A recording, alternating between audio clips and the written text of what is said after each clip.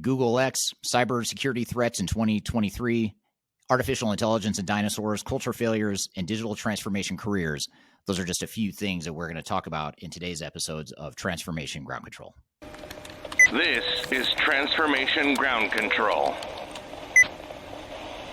your source for all things business, technology, strategy, and change. If you're growing your business, leading change within your organization, or undertaking any sort of operational or technology change initiative, this podcast is for you. This show covers what you need to know about digital transformation, organizational change, operational improvement, and business growth. 5, 4, 3, 2, 1. And now, here's your host, Eric Kimberling.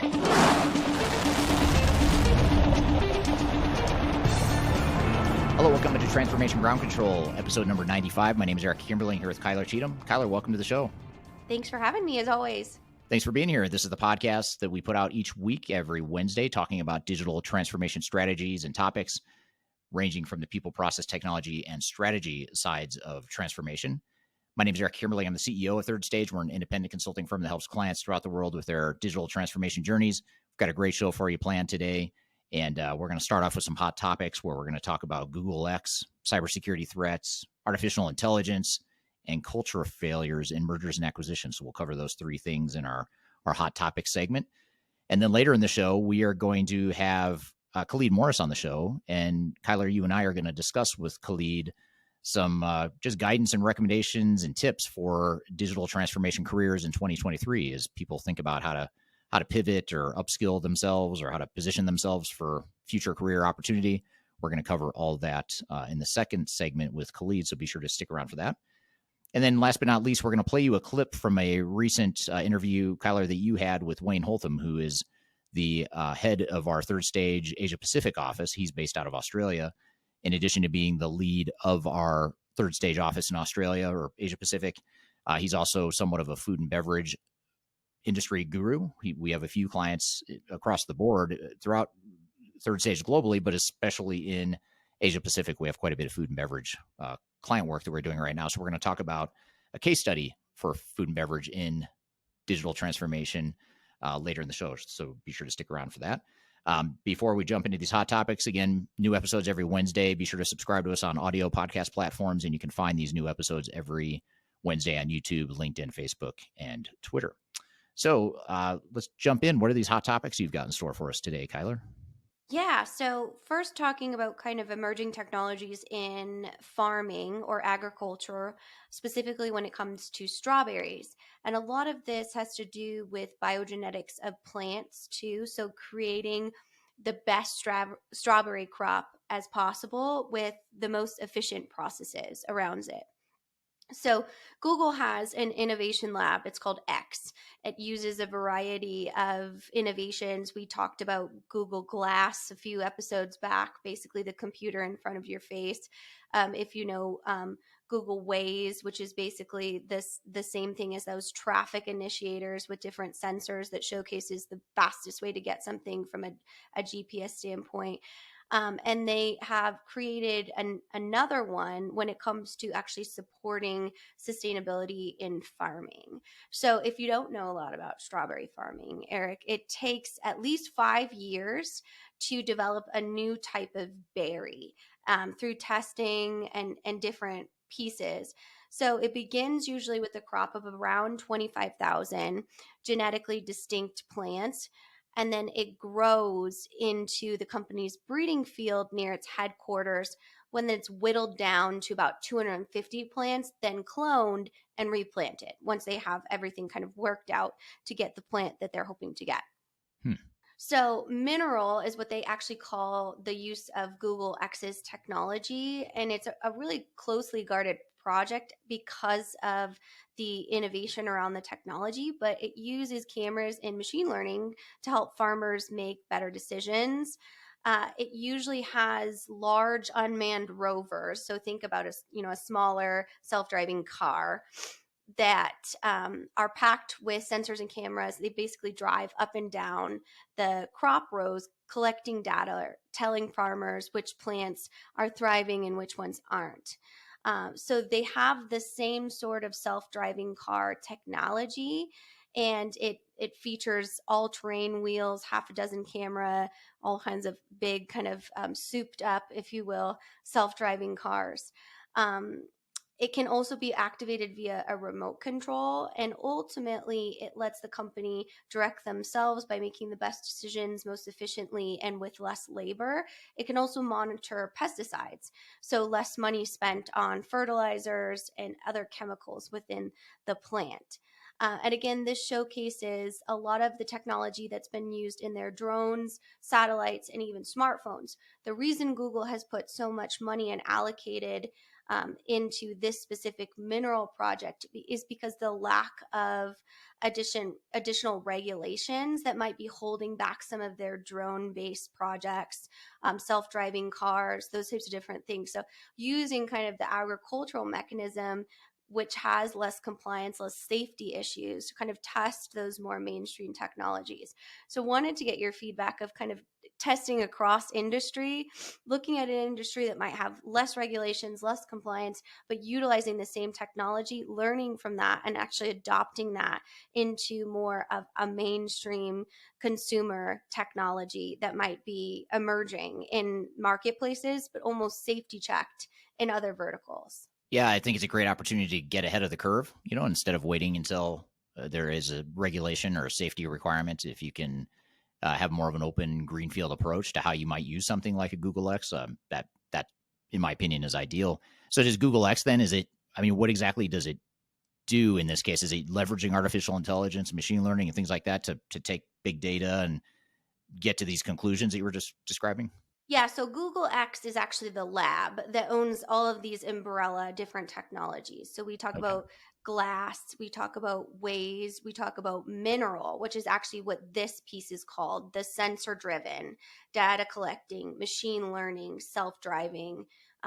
Sensors that basically showcase the data and are able to manipulate which plants are performing better, as opposed to having to wait those 5 years to perfect that and spend obviously additional costs. So think of it, Google X is the whole overall program.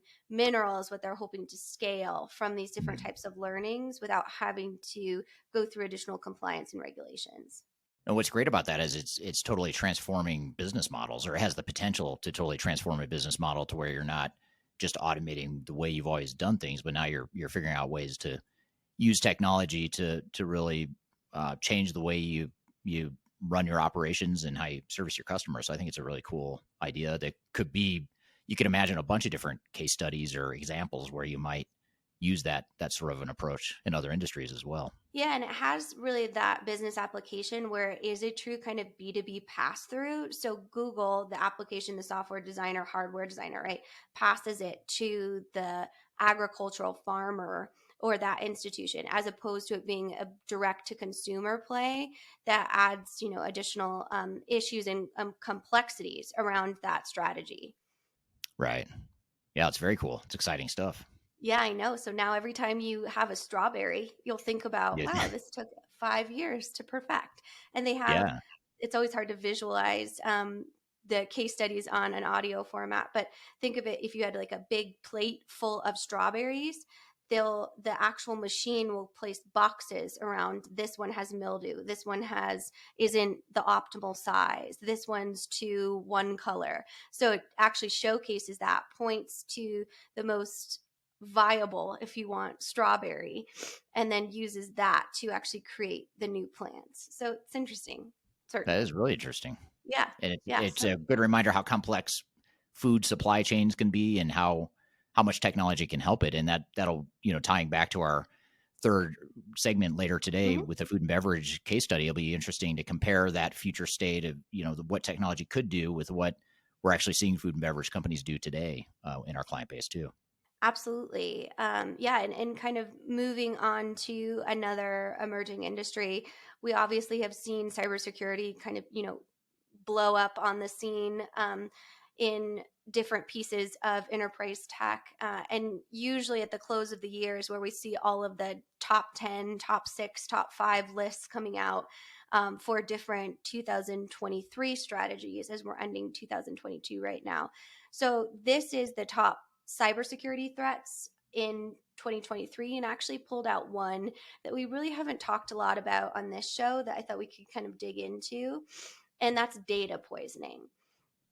So, a 2022 IBM study found that 35% of companies were using AI in their business, and over 42 were exploring it. So, obviously, the growth of AI, which has opened up new possibilities for, unfortunately, cyber threats. So, the causes of data poisoning in AI have started to appear, and that's a kind of a malicious actor that finds its way into injecting corrupt data into an AI system that will result in that system malfunctioning or losing, or, in worst case scenarios, stealing that data.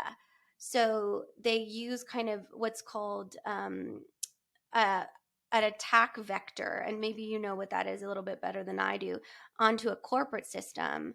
And that's the only way to protect against the continuous AI data poisoning and the monitoring of those overall structures. So I know you talk a lot about that when it comes to emerging technology and those health checks that you need to make sure that you're going through, because it's only as good as the data that's put into it.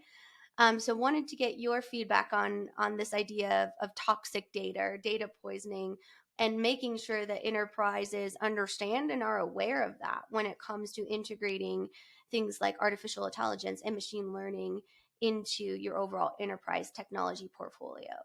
Well, it's a really important point. I mean, even if you set aside the cybersecurity piece of it, which I know is the whole point of you bringing this up, but even if you set that aside, one of the big challenges with data in general, even if you just look at basic reporting or business intelligence, is that the data behind it may not be good. And your reporting and your analytics and your BI, your business intelligence, is only as good as the data behind it. And that's even more true as you step up the ladder here and then start to talk about artificial intelligence and machine learning, where data is even more important. So first of all, I'd say that organizations have a big enough challenge just trying to get to that next level of having clean data that actually supports machine learning and AI. But then you add to the layer of cybersecurity threat, and that further complicates the whole thing. And so I think having tight data governance in place and data management in place, as well as just cleaning up the data in particular to start, and then also having cybersecurity mechanisms in place to protect that data. It's even more important as you start talking about AI and machine learning, for sure. What about the diversification of the human component of health checks? So we've seen a lot in the cybersecurity world that has moved towards actually employees as being a cybersecurity threat. So when you're talking about these health checks, should this be a team? Should this be one person? Should this be a variety of levels within the organization? What should that look like? Well, it depends on how big the company is, or how complex your organization is and how you're structured. But in general, you're right. You want to have strong data governance in place and data management processes to where you're controlling that data, managing the data, even, not just from nefarious actors or people that are trying to corrupt the data, but also just broken processes or human errors that cause corruption to the data. So if you can put in place strong data governance and data management processes that help achieve that, then, to me, that's the sort of the gold standard of how you get to that data cleanliness, or how you preserve that data cleanliness and preserve the security of that data. But as far as the size of the team on those health checks, it really just depends on how big the company is and how big the IT department is and how much data and how many systems you're talking about too. Yeah, and I guess just having that awareness that, unfortunately, that becomes a real reality, that you just need to have the awareness around that risk mitigation when it comes to cybersecurity, and understanding, the internal needs to kind of monitor that throughout the organization. Yeah, absolutely. Well, speaking of huge threats, literally, AI and dinosaurs. So this is actually out of Brisbane. So a focus on our Australian audience today, with not only our hot topics but also having Wayne on. But so large dinosaur footprints were discovered back in the 1970s, and they're called the Dinosaur Stampede National Monument in Queensland, Australia. And so it's the stampede, think of it as a couple humongous big dinosaur footprints and a lot of little dinosaur footprints. So a lot of dinosaur scientists and archaeologists assumed that that big dinosaur caused that because it was a large predator. So what happened is they utilized AI to actually model what the dinosaur would look like, and found it was actually just a very large herbivore, as opposed to a carnivore when it comes to causing the stampede. Um, so this program is actually called deep convolutional neural networks. That's the Oh, what? actual name of it. It's a mouthful. And it was Wow. trained off of 1,500 dinosaur footprints, which were all from different origins and different types of dinosaurs. And the results were clear. It was a large herbivore dinosaur. So without modern technology, they would have never been able to establish that piece in history. So there were three researchers on the team. One thought it was a pro meat eater, as they called it. One person was undecided, and one was a pro plant eater. So really, the technology was able to take the human science to the next level to actually give an answer of what that was like in modern history. So another kind of fun use of AI that's taught us a lot about the history of not only our planet, but species through data and being able to model out what that actually looked like. So still not clear why the stampede happened, as nobody was getting eaten at that point, but still a Right. very large dinosaur and some very small dinosaurs running around Brisbane, Australia. It's good to know if dinosaurs ever make a resurgence here on Earth. Do we've got the AI to potentially protect us? It makes you wonder, like, with all this historic use of historic data in AI, things like you start to think about things like climate change. Speaking of dinosaurs and why they died, presumably, you think about climate change and what are the correlations or the things that are actually driving climate change, and really better understanding that using more accurate data or more accurate models. I think that would be super interesting. So there's a lot in history and where we're headed in the world that could potentially benefit from AI. So that's super interesting.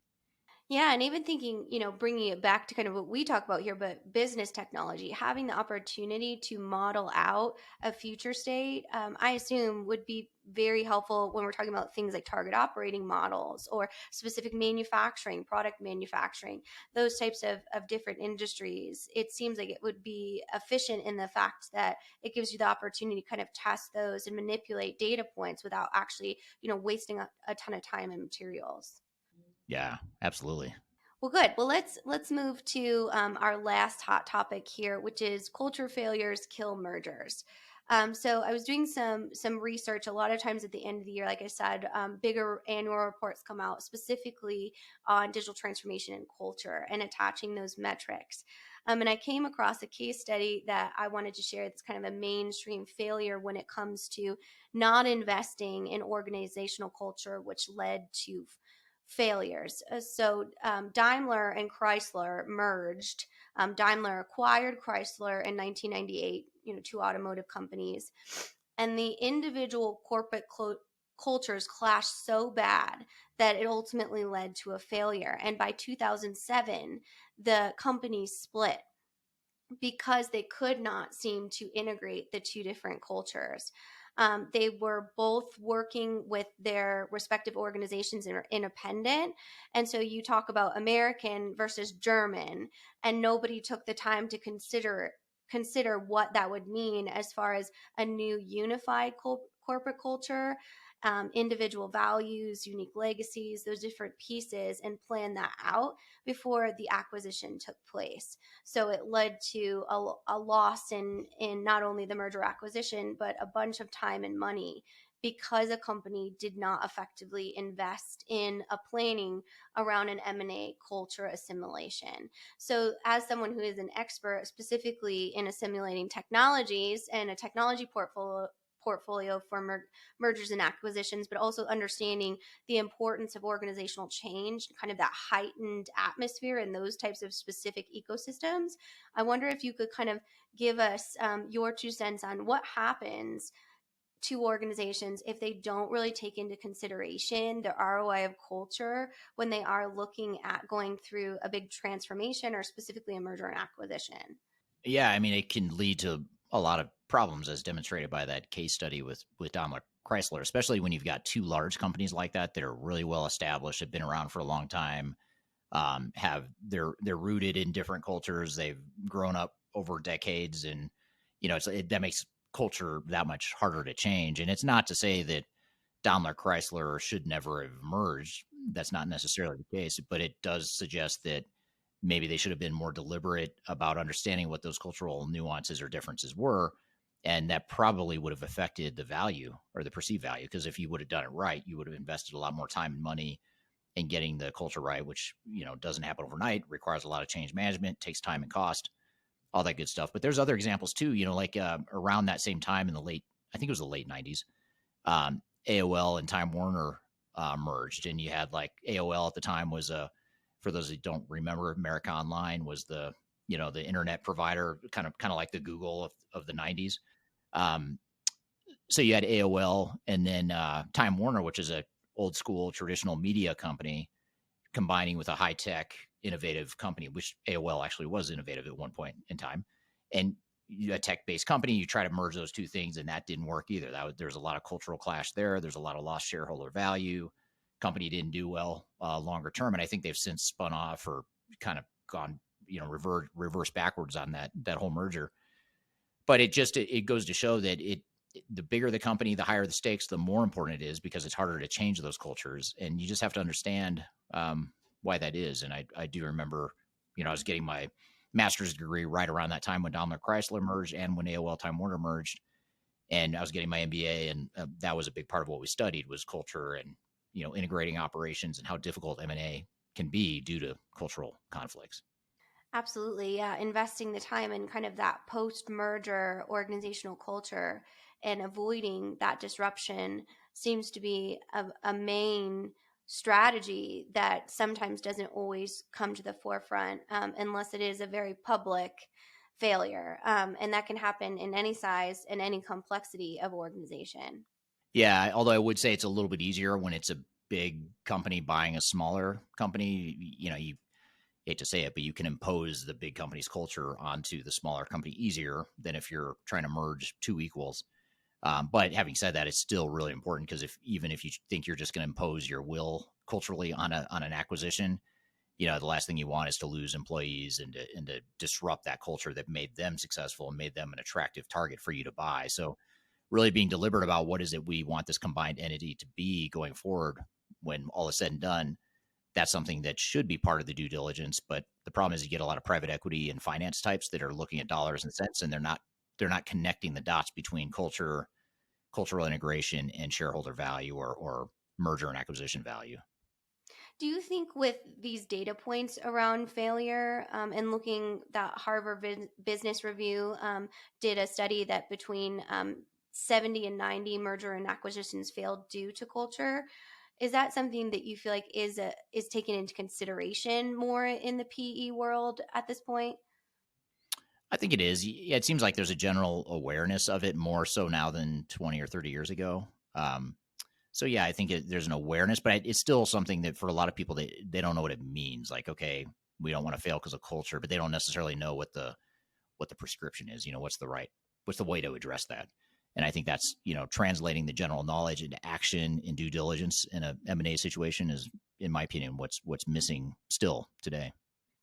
And in that due diligence, when the third stage group, when we actually activate on a merger and acquisition, because we help kind of streamline the technical processes, is that something that we kind of look at in the assessment phase of kind of what is culture A versus what is culture B, and how will that influence what software we select or what technology we recommend? It does, and we're happy to do that. But part of the problem with that model is a lot of times we come into situations where there is a set of assumptions behind the merger or acquisition that we weren't part of, and there's a set of expectations that we weren't a part of setting, and then we come in to execute and help define, now let's figure out how to integrate these companies.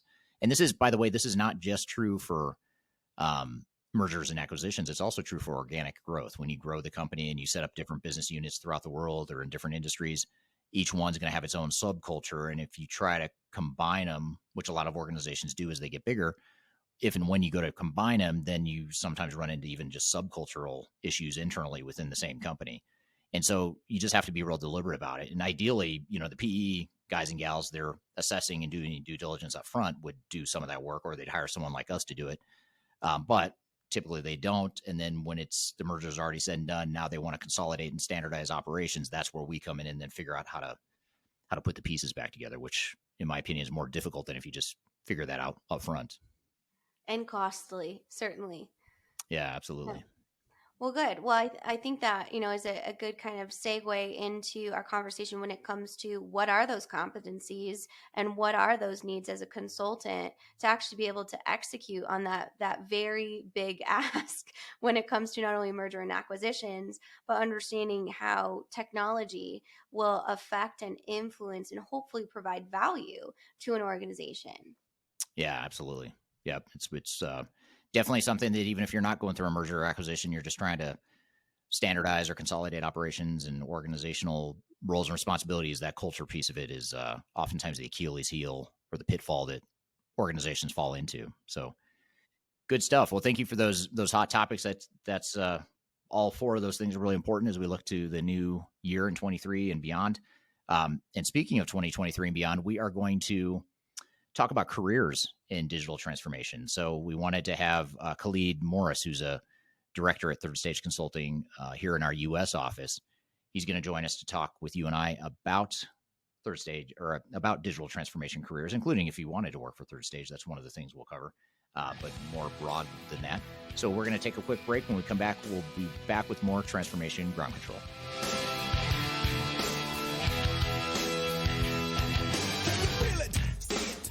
Interested in working for a company that truly values your unique skills and experience? Here at Third Stage, we don't hire based on resumes alone.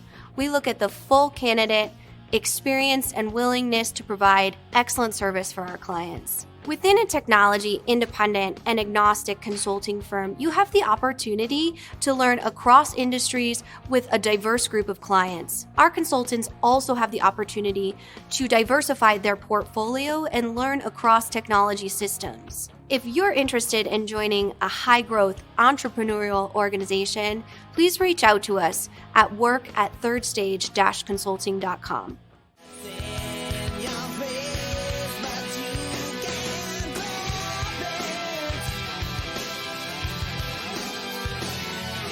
Hello, welcome back to Transformation Ground Control, episode number 95. You can find new episodes of our show every Wednesday on audio podcast platforms throughout the world, including Amazon, Google, Spotify, Apple, etc. So be sure to check us out there, subscribe to the show.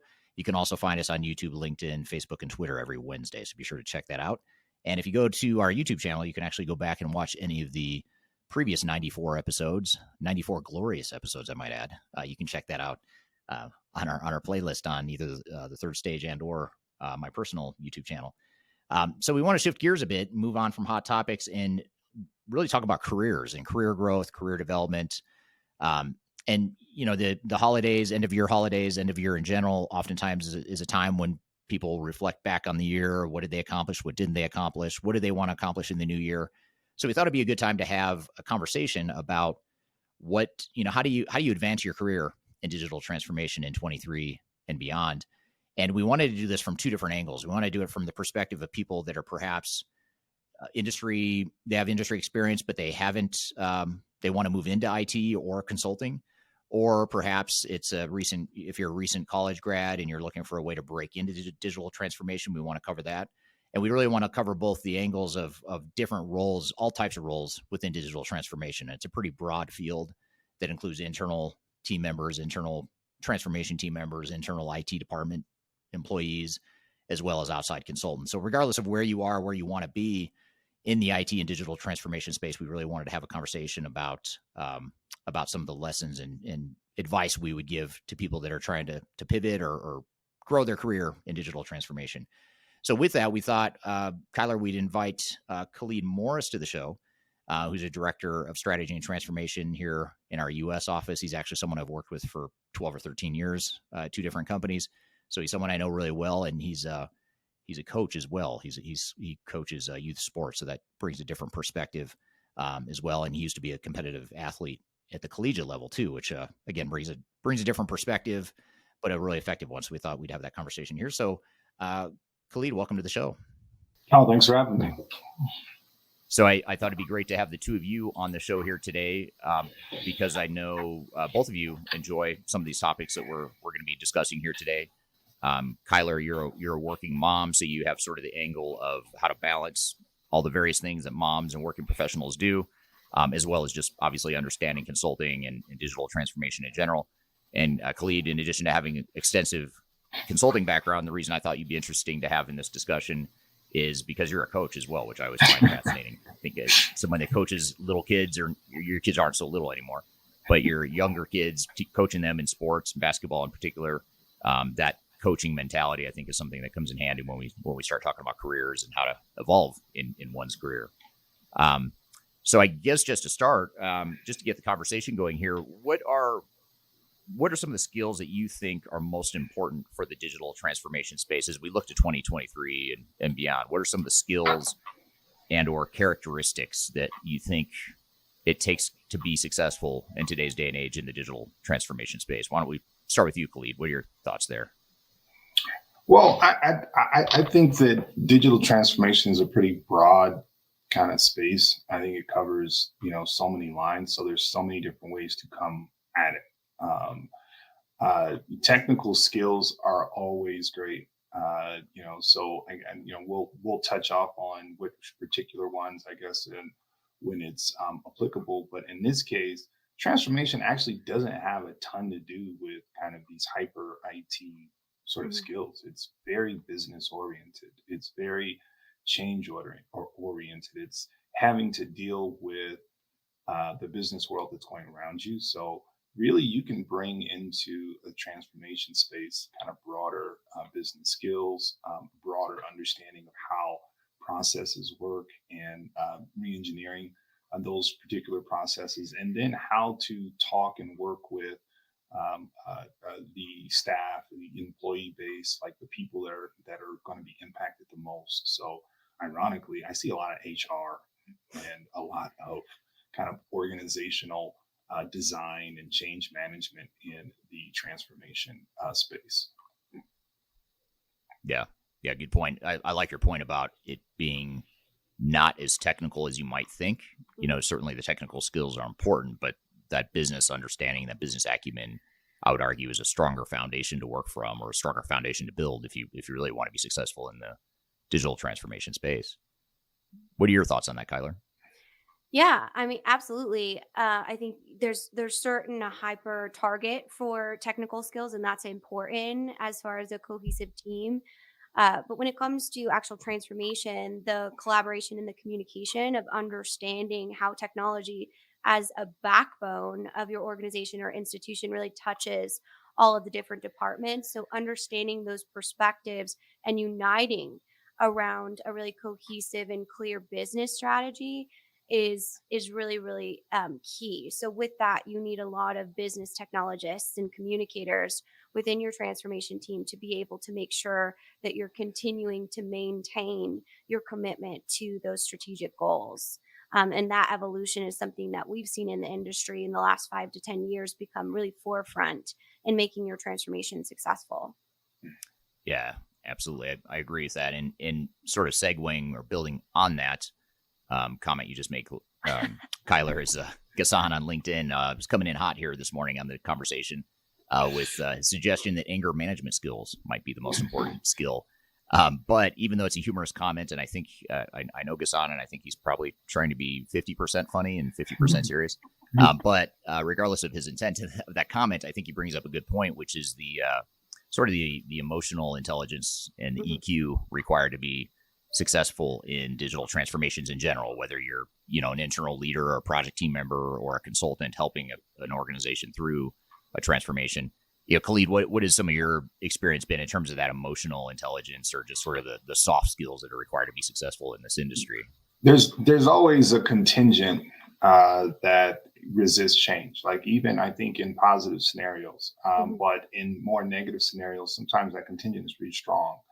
And conflict resolution, I think, is a very powerful skill set when you're dealing with transformational work, because you really have to, talk groups off the cliff, talk people off the cliff as it relates to some of the shifts that are happening. It's sensitive for them. You may have spent a significant amount of time.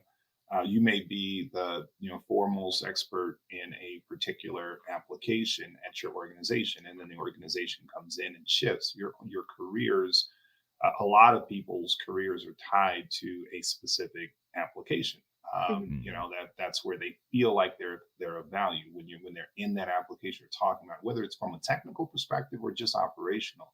And so they're very sensitive about the idea of we're going to make this gigantic shift and everybody's going to start from ground zero. So no one knows the software. So now you have a competition of sort that sort of is happening in the field. And so it's an emotional space. Transformation.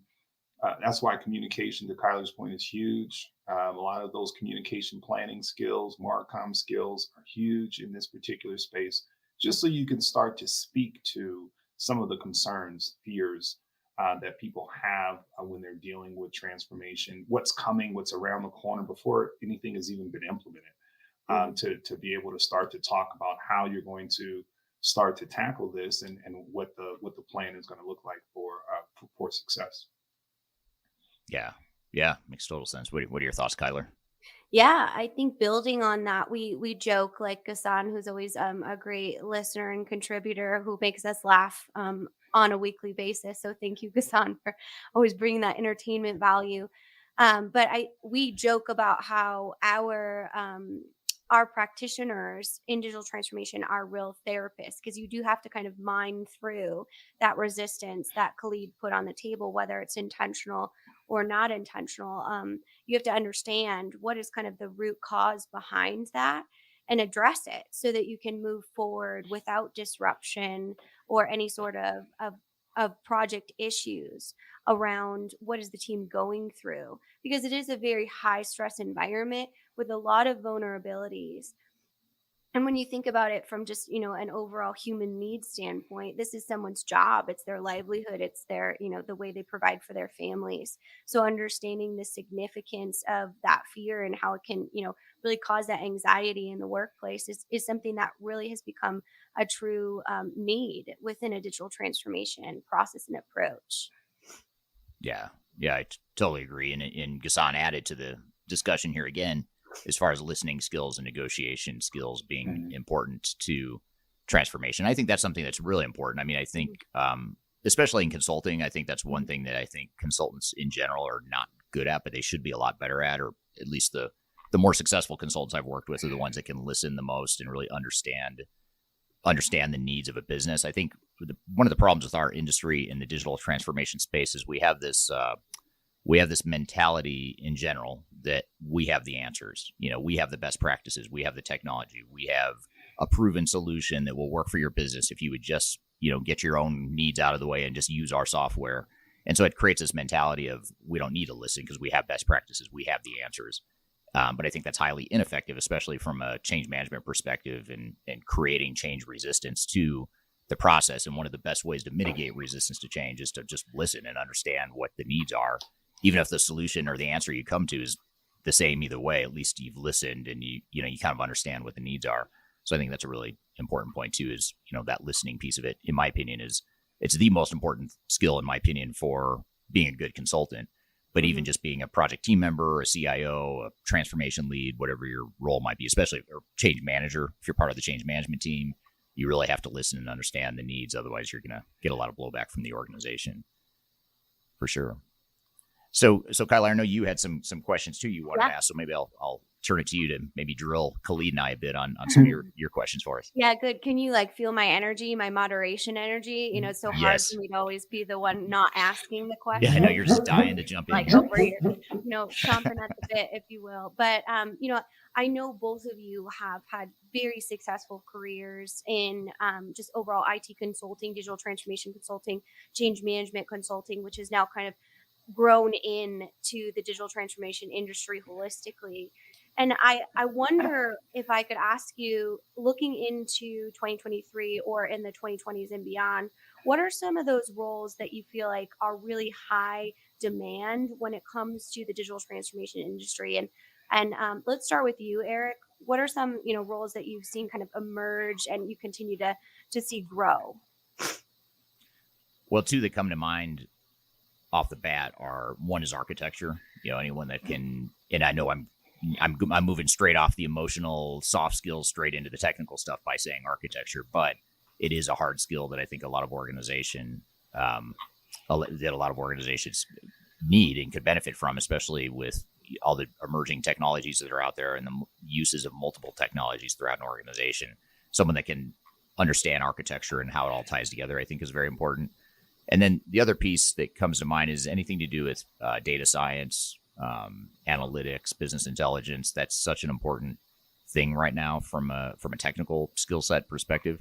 And then, there's other things like change management, program management that are they've always been really important. They will continue to be really important. So I do not want to be dismissive of those important skills either. But I think the two that come to mind as far as things that are changing and becoming more important, I'd say architecture and analytics and the whole data science piece of it.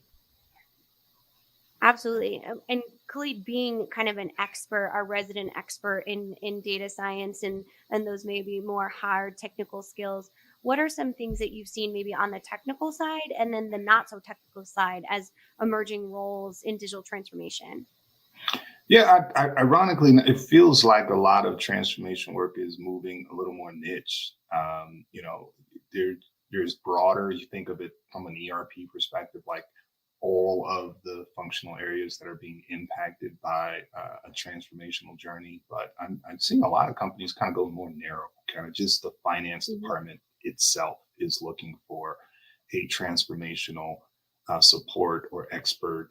And you might look at specifically on like the logistics or supply chain side, but it seems like there's a demand that's sort of emerging for transformation within specific niches or within specific functional areas. And it's the same work. It kind of gets into a lot of those architectural spaces, but I think a lot of the energy there has to do with the edge systems, if you will, that are sort of emerging. So you'll have like a group like a finance or logistics group that knows they don't have the budget to reshape all of their needs there, but they know, look, we have enough to sort of just get this one application. Maybe it's budgeting, maybe it's not connected, or they'll figure out how to connect it to the rest of the system, but they need something very specific and they know it's going to require a certain amount of transformation on the team side, on the finance team side. So then they will look for those kind of skill sets, right? And it's impacting on the data side. So they might look for a technical resource or a transformation resource that can help them specifically, not for the company, but just on the finance side or just the logistics side. And so I think the technical skills are always going to be in demand from an IT or transformation perspective. They're always going to be in demand. But you still, I don't want those to cloud the broad need there, because you're still in the same vein of requiring communication and a lot of those soft skills that, I think sometimes on the technical side, they rely on, they get too reliant on having technical acumen. And I think it's great. It's like if you're a software engineer out there, a great software engineer is like a great lawyer. You don't need it, and you don't know you need that person until they're there. And it's like, well, you saved me. Like, there's no way we can get out of it. So there's no substitute for great technical acumen. But I think people that really have success in this space are able to, pull that into the soft skills that are still extremely necessary, because everyone isn't necessarily going to be dealing with the technical aspect. You have to be able to communicate what's needed there. You have to have soft skills that connect to some of those harder technical skills for, I think, to have success in transformation. And really, leadership style or upper echelon type of IT or development success as well.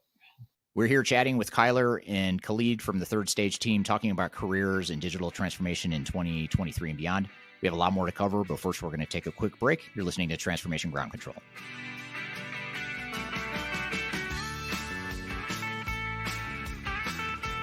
Hi, this is Eric Kimberling, the CEO of Third Stage Consulting, and we recently hosted our Digital Stratosphere 2022 virtual event.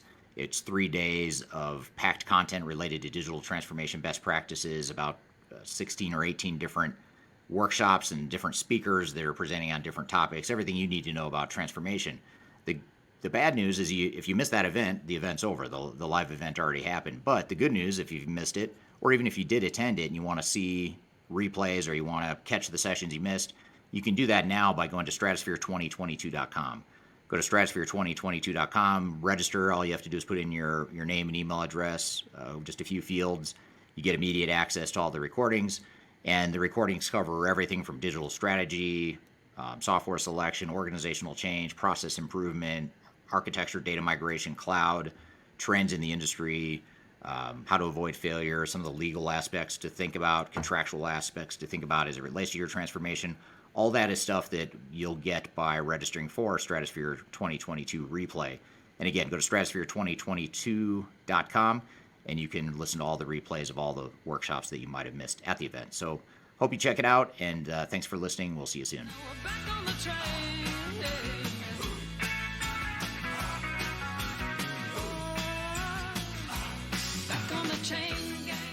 Hello, welcome back to Transformation Ground Control, episode number 95. I'm here with Khalid and Kyler talking about digital transformation careers in 2023 and beyond. Let's get back to it. I want to jump into leadership a little bit as well, but I want to get back to our audience real quick. And Eric is driving, so he can help me pull up some of these comments. But just looking at where our global audience is joining us from, we have Newcastle, England. Jake over on YouTube, he's looking to be a cloud consultant, so great conversation to listen to.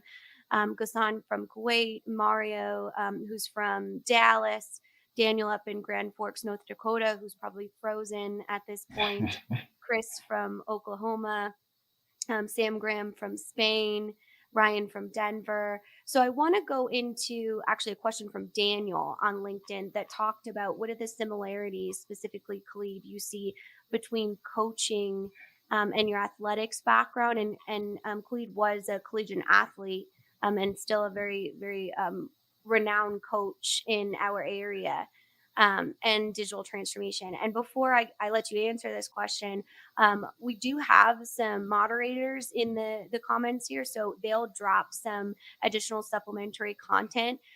Actually, Khalid and Eric did a full live stream on what is it like to coach through a digital transformation. So we'll link that here so you can see that discussion. But it's a definitely a very true and valuable connection between being a digital transformation coach and both of your sons, I know, are play basketball as well. So if you want to touch on kind of what that looks like from a coaching perspective. I'm honestly, it's leadership. I mean, a good coach is a good leader, and obviously I deal more with kids, but it's easy to be a leader of kids, right? Because they don't know that much, and so they're just looking to you, and But in the workplace, you're dealing with men, you're dealing with women, and these are adults that are bringing a certain amount of, for lack of a better word, baggage, to the table, whether it's their own careers, their anxieties, concerns, like future plans, ambitions. They're bringing all of these things to the workplace every single day, and whether they work remotely or if it's an on-site. And so from a transformation perspective, you have to be a leader, and you have to bring leadership skills to the conversation. That's why technical is not enough. You have to be able to connect with people and help people through what it is that they're dealing with, so that everyone can be on the same page. That's the tough part about coaching. It's you have different skill levels. Some people are great, some people aren't. But just the same, we all have to be on the same page about how we're going to approach a situation or how we're going to have success. And that's the part that I think sometimes people miss, but that's where that similarity, really happens. This is a leadership conversation, and you have to bring those skills to the table to really move a group of adults to where they need to be. Absolutely. And building on that, really great point, Eric. When you come in as a consultant and you're working with the leadership of an organization, how do you create that comfortability or that approachability with the leadership team to ensure you can create an impact in helping them to progress their project forward? Well, I think a lot of it gets back to, first of all, building credibility. As an outside consultant, you have to have a certain amount of credibility. You have to be trusted. The client has to like you. The executive team has to just like you as a person, which is difficult because, not everyone's as likable as others. So that makes it a little bit more difficult. But I think some of the best ways to build that credibility and trust are to listen, back to the listening point, and really just understand what the needs are. I think, one of the big challenges in the digital transformation space that I see in the last, I don't know, 3 to 5 years maybe, is an emerging or a growing distrust of the digital transformation incumbents. So like the big software vendors, the big system integrators. There's always been some skepticism, but lately in the last few years, it feels like it's getting worse. And I think the reason for that is because, again, we as an industry are not listening. We're coming in with our prepackaged, pre-configured solutions. We're coming in with our cloud technologies that are silver bullets that solve all the world's problems, and we're sort of force fitting it into situations where it doesn't belong. And of course, the failure rate of digital transformations being so high as it's always been, I think that's contributing to the lack of trust in the market. So I think, if you're part of a digital transformation team, or especially if you're a consultant, building that credibility by listening, understanding, and just being open-minded too. I think that's another thing, is you can't just drink the Kool-Aid of SAP or Microsoft or Oracle or Deloitte or Accenture or whatever, insert big name here. They tend to have their right answers, if you will. And I think one of the keys to being an effective transformation team member and or consultant is to not come in with the answers predefined, but really just understand and diagnose and create a solution and help execute a solution that is aligned with strategic goals and objectives. Back to your point earlier, Kyler. Yeah, absolutely. That's 100% what an effective consultant does. So I want to kind of go down the rise of those independents, or the success of overall third stage. If you are unaware, third stage did just receive a top 1/3 ranking on Inc. magazine's 5,000 fastest growing companies in the United States. So that's something that is a kind of a huge honor for us. It's our first year on the list as a company that's only 4 years old. And we've seen this emergence within the industry of clients and our community reaching out for that independent and that agnostic advice. And Khalid, is someone who's worked on kind of both sides of being an independent consultant and then also, being a system integrator and being on that side of the business. Why do you think that shift is happening specifically in the industry? And has such volume and momentum behind it? It's interesting. That's an interesting question. I think it's probably twofold. First, I think the model for a lot of those system integrators is to attack problems with people, and so the teams are huge where they historically have been, and that's part of the price tag, of kind of throwing 50 people at a problem. I've been on implementation projects with really large footprints, and internally the conversation was about coverage. Let's make sure the client knows we're there, and you're there with the people that are there, and you're like, they're really, they really don't need to be there, right? Like, because they're half of them are learning, are trying to figure it out. Other half of them are working. Like it's sort of this mix of too many people trying to deal with a complicated problem. I think that with a lot of the independent groups, they've been able to target specific problems a little bit more strategically, right? Where you kind of have kind of this smaller, smart team that's dealing with a core aspect of the problem, and they sound, they make more sense, so to speak, for a lot of organizations versus trying to just throw a bunch of money or a bunch of resources at it, but rather just attacking it with a small, smart plan that's acute in nature, but is highly, highly effective, right? Or even having a methodology behind that sort of time, that's sort of proven, as opposed to, again, just resourcing a problem. So I guess there's different, aspects to it, but based from the experiences that I've had, I would say that I think a lot of those independent groups are a little more strategic. That's a really interesting answer. And with that strategy, Eric, it seems like you've seen the need for that in the industry and have a quite remarkable story on how you've created not only content and conversation around that in the public and social media space, but also how you've created kind of carved out that niche for specific consultancy and client work. Can you talk a little bit about how you saw that need or how your instincts kind of told you that that was going to be something that was a real value in the marketplace, that independent and agnostic lens to digital transformation? Yeah, it actually started really early in my career when I was working at one of the aforementioned big system integrators. That's where I started my career. Was at Price Waterhouse, doing change management consulting primarily. Although I also did software selection and process reengineering and some other stuff. But I was jaded. On one hand, I really liked consulting from the start, but I also really didn't like it because of the bias that we had, and I was part of that. And I actually remember early on when I would go to work, when I'd go to the client or when I was traveling to a client, a lot of times I would put on that song, Welcome to the Machine by Pink Floyd. And if you know that song, if anyone that knows that song, it's about just being part of the machine and a cog in the machine and being taken advantage of and all that kind of theme. And it might be a bit extreme, but that's sort of how I felt being in the industry at the time, is I felt like I was part of this machine and I felt kind of dirty, like I just didn't feel like I was doing the right thing. And that's what it was expected of me, was not to do the right thing, in my opinion. And so, and actually, Sam Graham had a question that I think maybe helps point this out, or maybe build on your question a little bit more. But he asked the question: is a consultant with only one tool actually just a salesperson? And how much do consultancies and sales overlap? And that's a brilliant question, because I've never really thought of it in that context. But that, in my opinion, that question strikes at the heart of what's wrong with our industry and what's wrong with digital transformations in general. Is that when you're not independent, you're affiliated with some software solution, some software vendor. And your job is to promote that product and to figure out how to expand the footprint of that product, how to implement it to as many people as you can within an organization.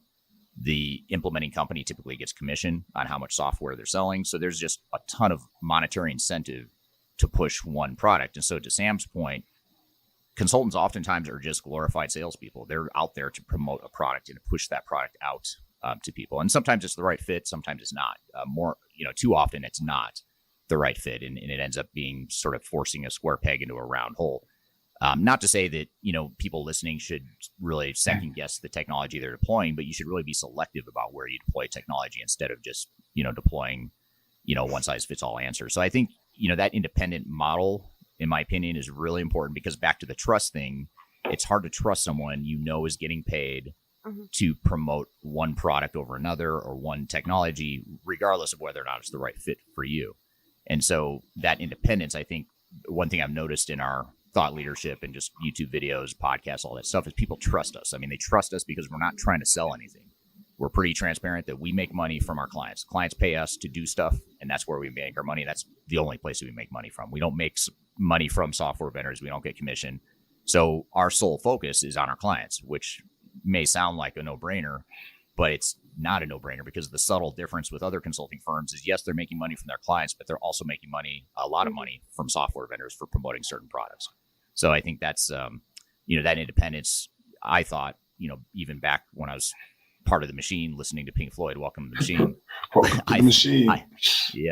Listen to the song. It's a really good song if you don't know it. It's a little dark, but it's super intense. I like it a lot. I still listen to it, even though I'm not part of the machine.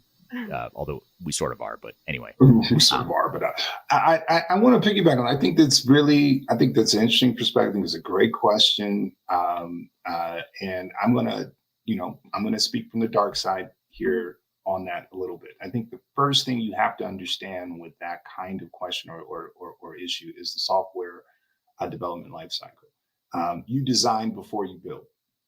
You don't build before you design. And if you talk to those one tool guys before you actually design, they're going to be talking about their expertise. There was a comment earlier about the cloud and saying that there was an individual that wanted to be a cloud consultant. Which one?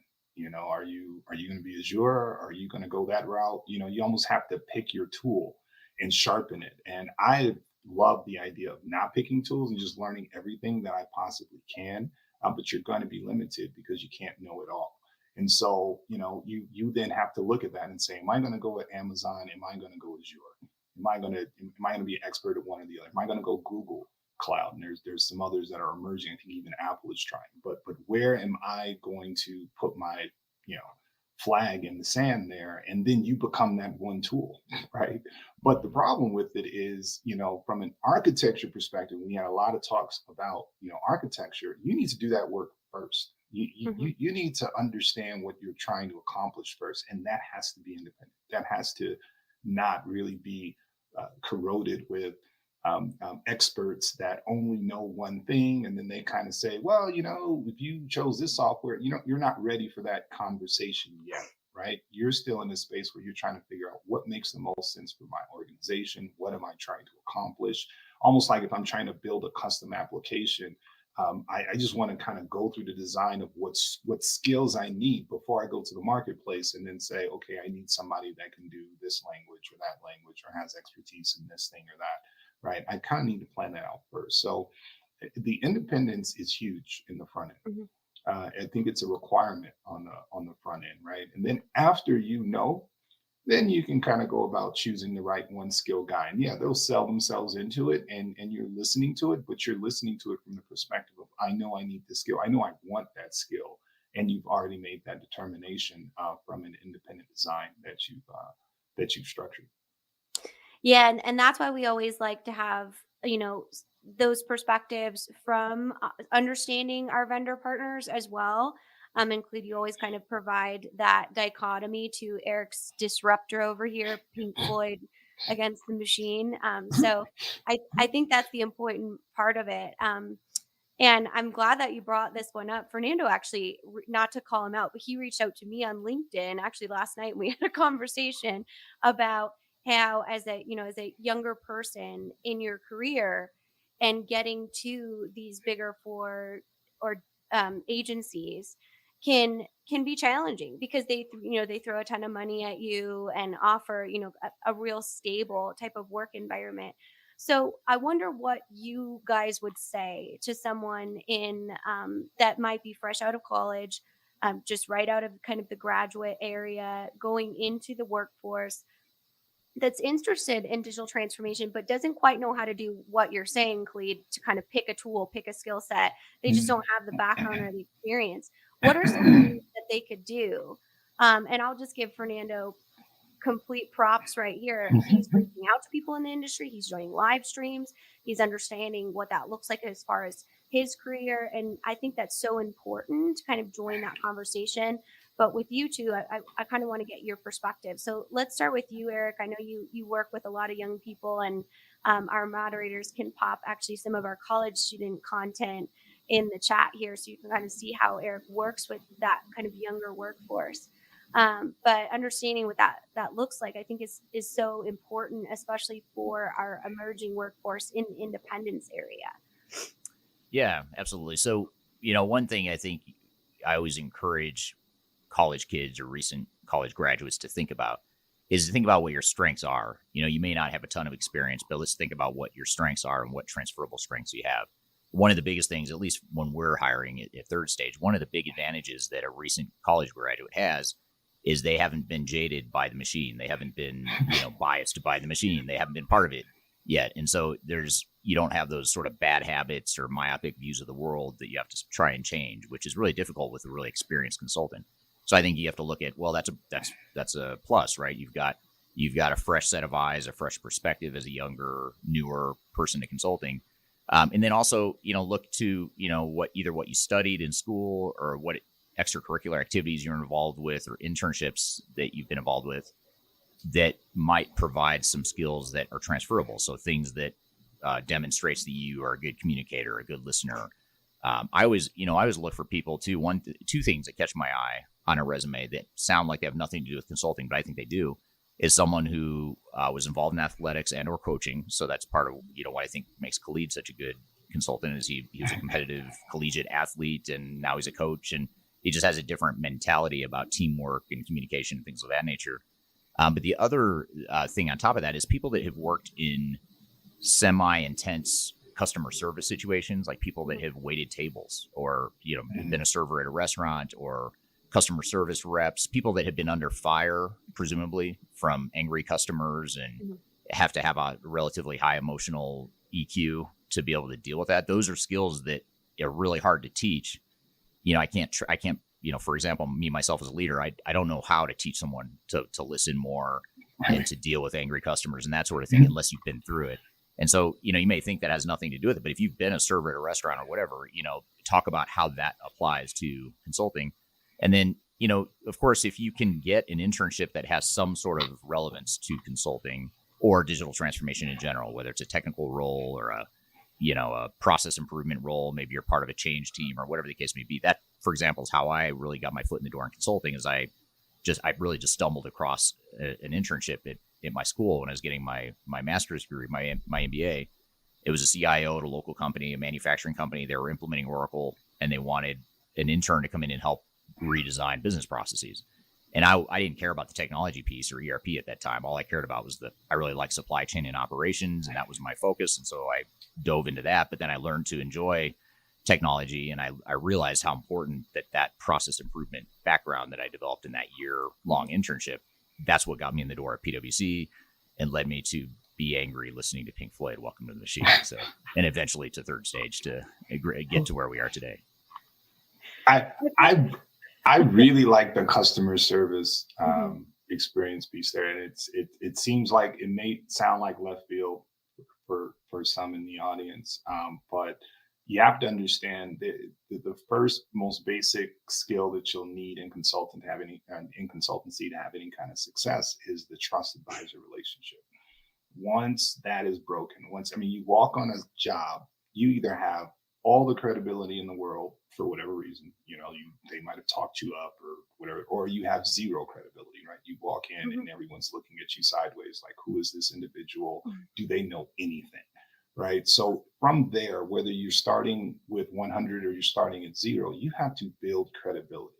And part of how you go about the process of building that credibility are some of those same skills that are demonstrated with someone on the server side. It's the little things. It's did you bring my drink back? You said you were going to bring my drink back, and they didn't walk off. And it just makes you it puts you in a whole nother mode. Like, all of a sudden it's like, I don't have a drink. Like, what are you doing? Did you get my order right? Like, who are you? It just breaks everything else down just because they said, oh, I'll be right back with the drink. And an hour later they didn't. So it's that little break right there that just disrupted the entire experience. And that's what happens on the field in consulting. You have to constantly build up those small wins, those little things that sort of, put the client at ease, like, saying they're a part of what they say they're going to do, they do well. It turns into this sort of just conversation. You become a part of their staff, an extension of their staff, and then they start to trust you. And that's where the consulting really happens and begins and runs. So it's for me, it's very important to be able to manage relationships, to build on relationships when you're kind of going into these engagements. And the way you can start, you can start with whatever skill you have. If you're finance, I started my consulting career really started because I had a financial background. I knew accounting. And so I started working there. But it doesn't really matter what you start with. You can bring into that space, anything across, because there's always going to be a need for a consultant to do various aspects. So you can bring what you already have and know, but no matter what, you have to manage relationships and you have to build credible relationships. Because I've been on jobs where it has fallen apart. I've been on jobs where I've been able to maintain it well. And that's the biggest takeaway for me is just making sure that that's always in place. Yeah, and I think a lot of times, to your point, Khalid, people overcomplicate the relationship side of it.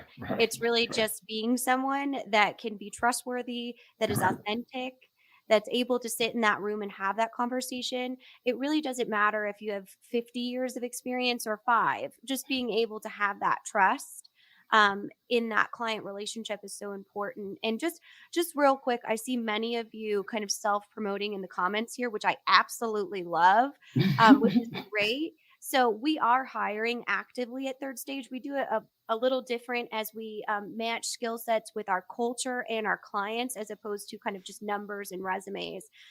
If you are interested at working at Third Stage or joining our team, or having that conversation about who we are, you can email work@thirdstage-consulting.com.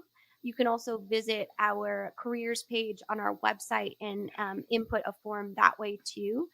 So please include your resume and a little bit about your understanding of kind of the Third Stage approach. Helps us see if you're a good match. So thank you for your engagement and passion about joining this team, as well, that we're all obviously super passionate about.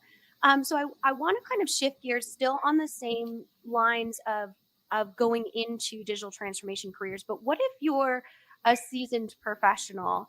For example, I had a teacher reach out to me the other day on LinkedIn, talking about how they wanted to transition from teaching into organizational change management and business communications, again along those coaching lines. What advice would you give to someone who's making that shift into their career, who might already have a background in other things? And Khalid, let's start with you this time.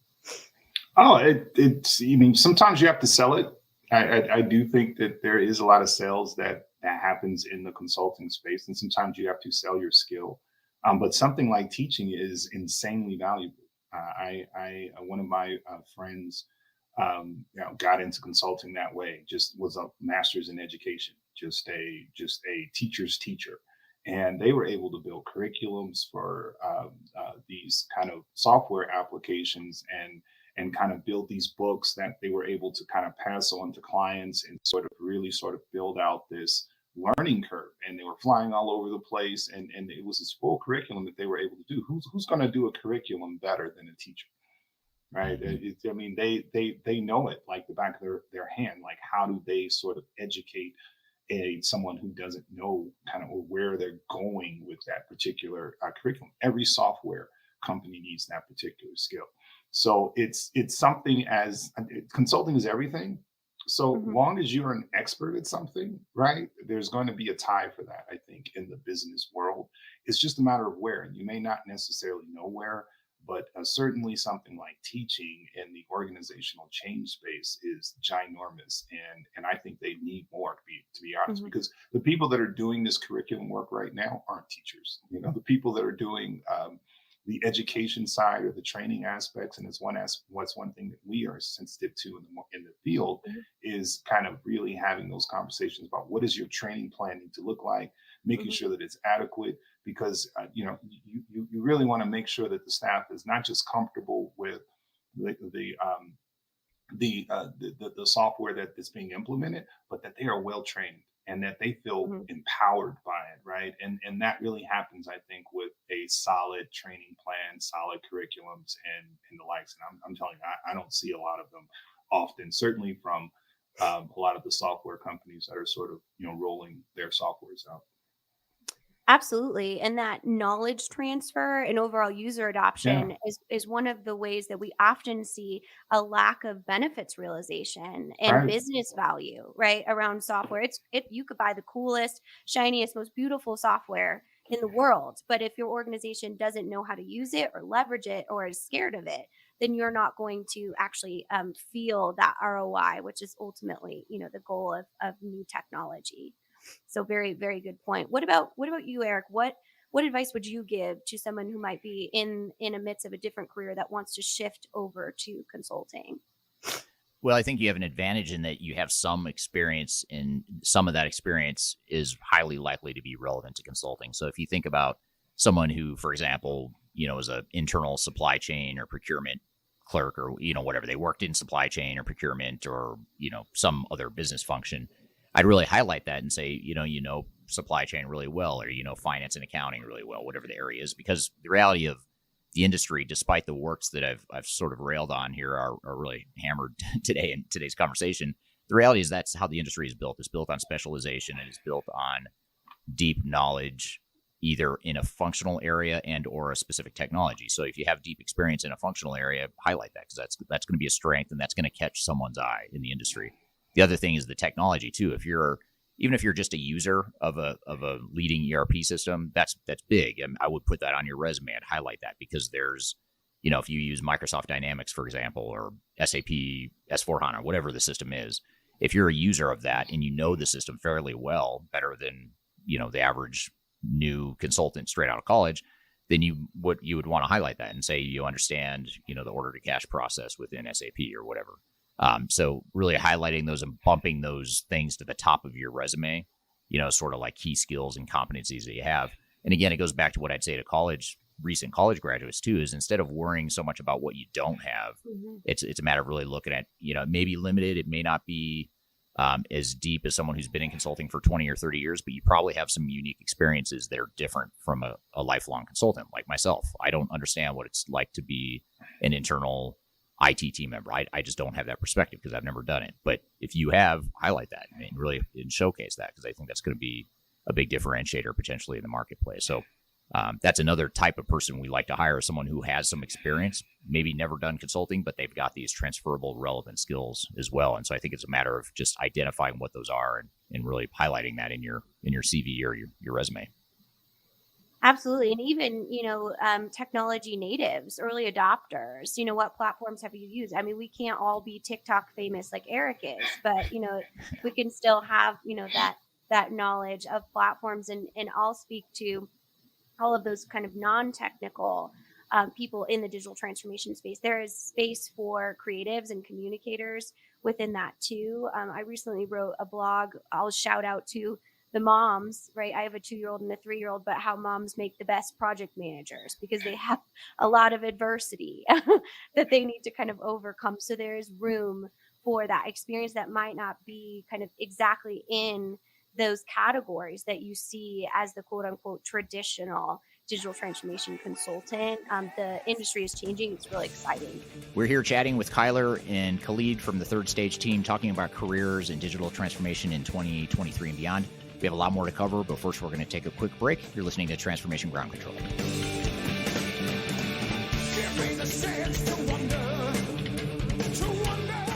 If you are involved in any sort of digital transformation or business change initiative, you will want to download the 2021 Digital Transformation Report. With its comprehensive overview of business and technology trends and best practices, this report is a must-have guide for any transformation project or executive team. Download this free report by visiting Third Stage Consulting at thirdstage-consulting.com. You can also visit our website to learn more about us, or download independent reports, videos, and other best practices. Again, visit thirdstage-consulting.com today to learn how to take your transformation to the third stage of success.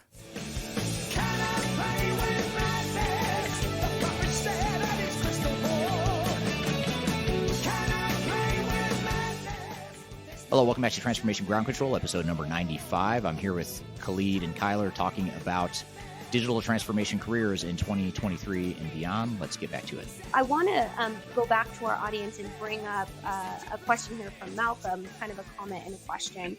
And he kind of talked about, from my consultancy experience, the worst experience is when a client has been sold the wrong software or module. One consultancy manager I had worked with had a good solution to this. If sales had sold something and the consultancy could not deliver, they asked sales to come back and demonstrate how to get it to work or not on site. So just kind of evolving this question a little bit, this is a key competency to a good consultant, is selecting a solution, listening to the client about their needs and requirements. Building on this, what are some other key competencies or skill sets that a consultant needs to have when advising on a new software or a technical tool? Because I think this is a really important aspect of that, and staying true to the overall client's goals and objective as a business. So Eric, let's kind of start with you on this one to see if you can kind of take us through what that looks like from a real life example perspective. Yeah, so I think the key here is, if you have, first of all, if you have that objective view and you're not coming in with, again, the right answer up front, that's going to give you an open mind, and you're going to be more open to alternatives to just a one size fits all, technology solution. The other thing that I think this question gets to is the fact that, most of the time during evaluation processes, you have a sales rep who is clearly incentivized to sell the software. So their leading answer to most questions is going to be yes. Can your software do A, B, or C? They're conditioned to say yes, it can. It may not do it well, but it can do it, right? And that's the gray area that often gets missed is, most ERP systems or technologies that are designed for a certain type of function can meet, most clients' business requirements to some degree, but there's a gray area there of, well, it can do it, but how well can it do it? And so having, first of all, a broad knowledge of different technologies in the space, as well as having tool sets that provide some objective data. And one of the problems with the industry, again, I don't want to beat up our own industry too much. I've done plenty of that here so far today, but I'll do it again because it's important. But if you look at even like Gartner and Forrester, you look at Gartner in particular, they're a huge industry analyst firm. A lot of CIOs and internal organizations rely on Gartner's magic quadrants and analysis of the industry, which is fine. That's a data point, but you have to understand software vendors commission those studies. And so you're getting a false sense of third-party validation of how awesome a certain technology is when the software vendor just paid Gartner to put out that magic quadrant where they're in the top right corner and they're awesome. They're the best things in sliced bread. And so, but then you think, well, what other options do I have? I've got Gartner. I've got the software sales rep. Who else am I going to turn to? And that's where you look to, independents or independent resources like Third Stage. But more specifically, we have a database that we use that tracks specific business requirements, about 30,000 different business requirements against several hundred different enterprise technologies. And it doesn't just track whether or not software can do something, it tracks how well software can do it. And that's really a key thing, because in this question here from Malcolm, it sounds like sales sold a bill of goods. It said, yes, our software can do this, and they convinced them of it, but then the delivery team comes in and says, we don't even know, we don't know how to make it do what the client wants it to do. And that could have been a breakdown in that lack of independence or that lack of objective assessment of that technology and its ability to fit those needs. So I think that it goes back to the objective and technology unbiased view of the world that's so important.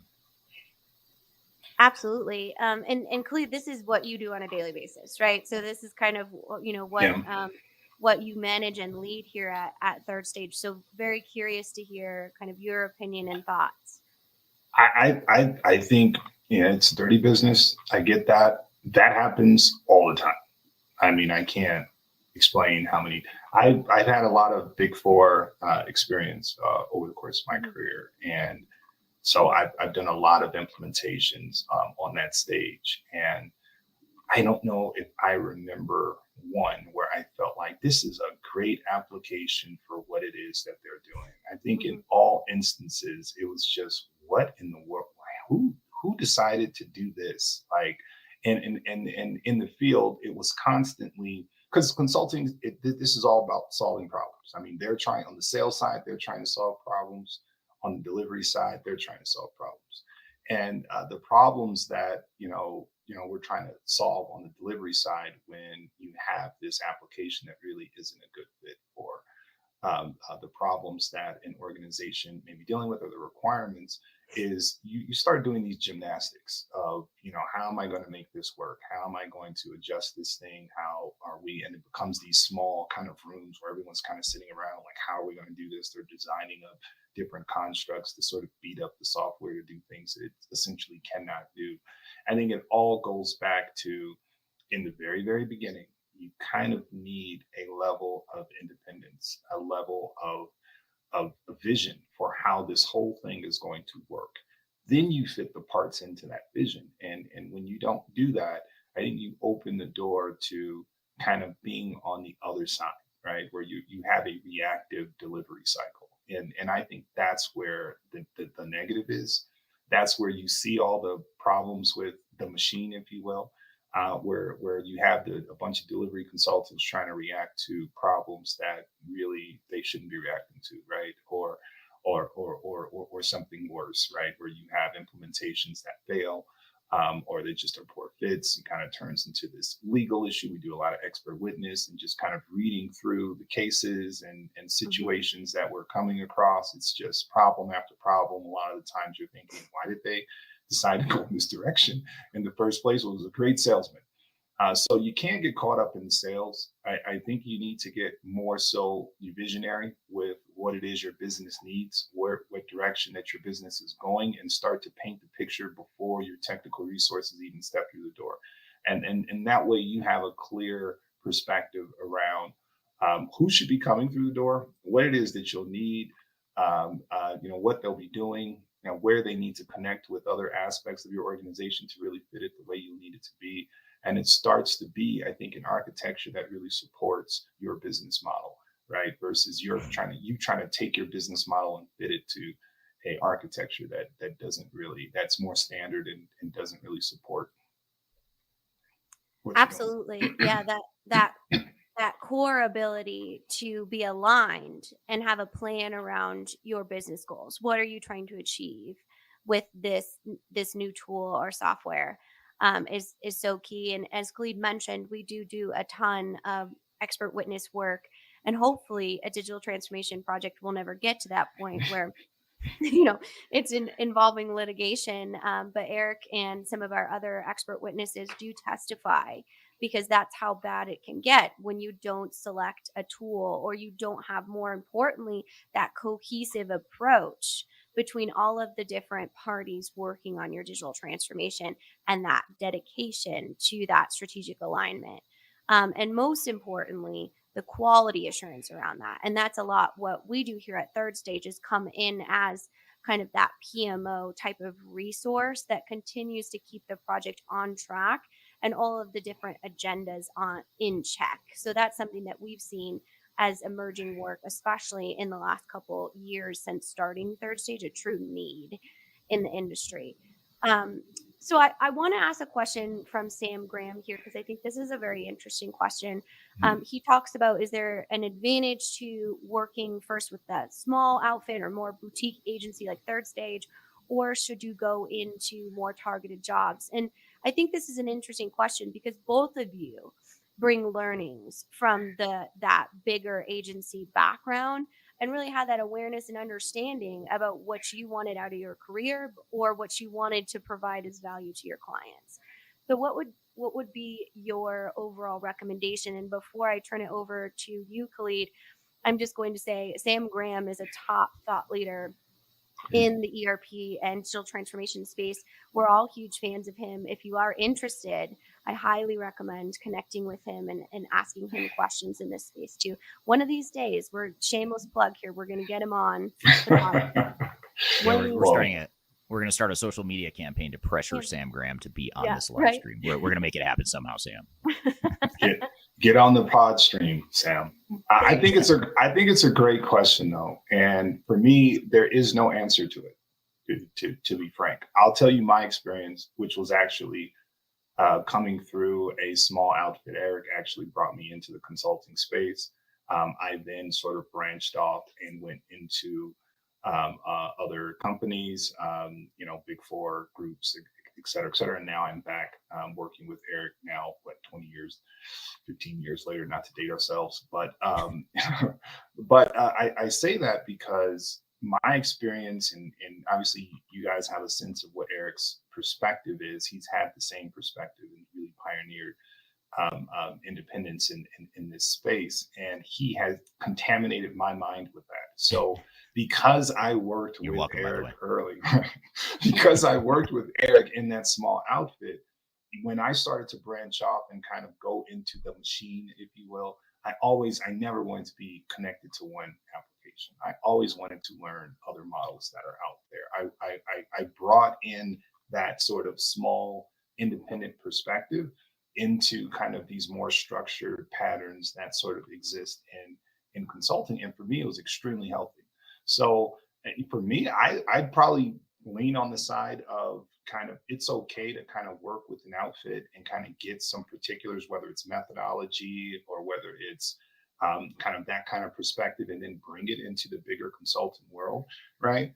But because the dangers of living in that big consultant world first is, unless you're, a raging independent like Eric is, you start to sort of get real narrow into the, this is the best way to go about it, right? Whether it's that one tool mentality, because that's kind of what happens when you go into the bigger outfits, is you get into that specialization that the field naturally pushes you into, and it can work against you later.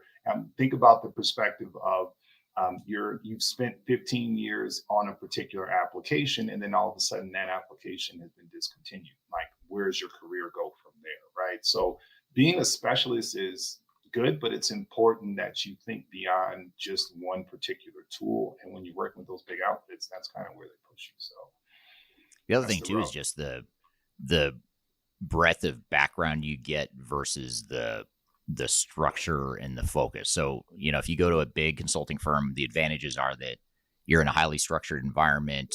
It's set up to where you can't fail. Even if you try, you can't really fail or harm a client, or not, I shouldn't say harm a client, but you can't really fail as a consultant on a team because there's so many safeguards in place to ensure that doesn't happen, which can be good if you're starting out. You've got a safety net, you've got a lot of support, a lot of structure, but you're sort of pigeonholed, early on. You're sort of put into a little box, and you need to stay in that box. And that's part of how they ensure that you don't fail, is because you're in your box. You're not getting ahead of your skis or anything like that.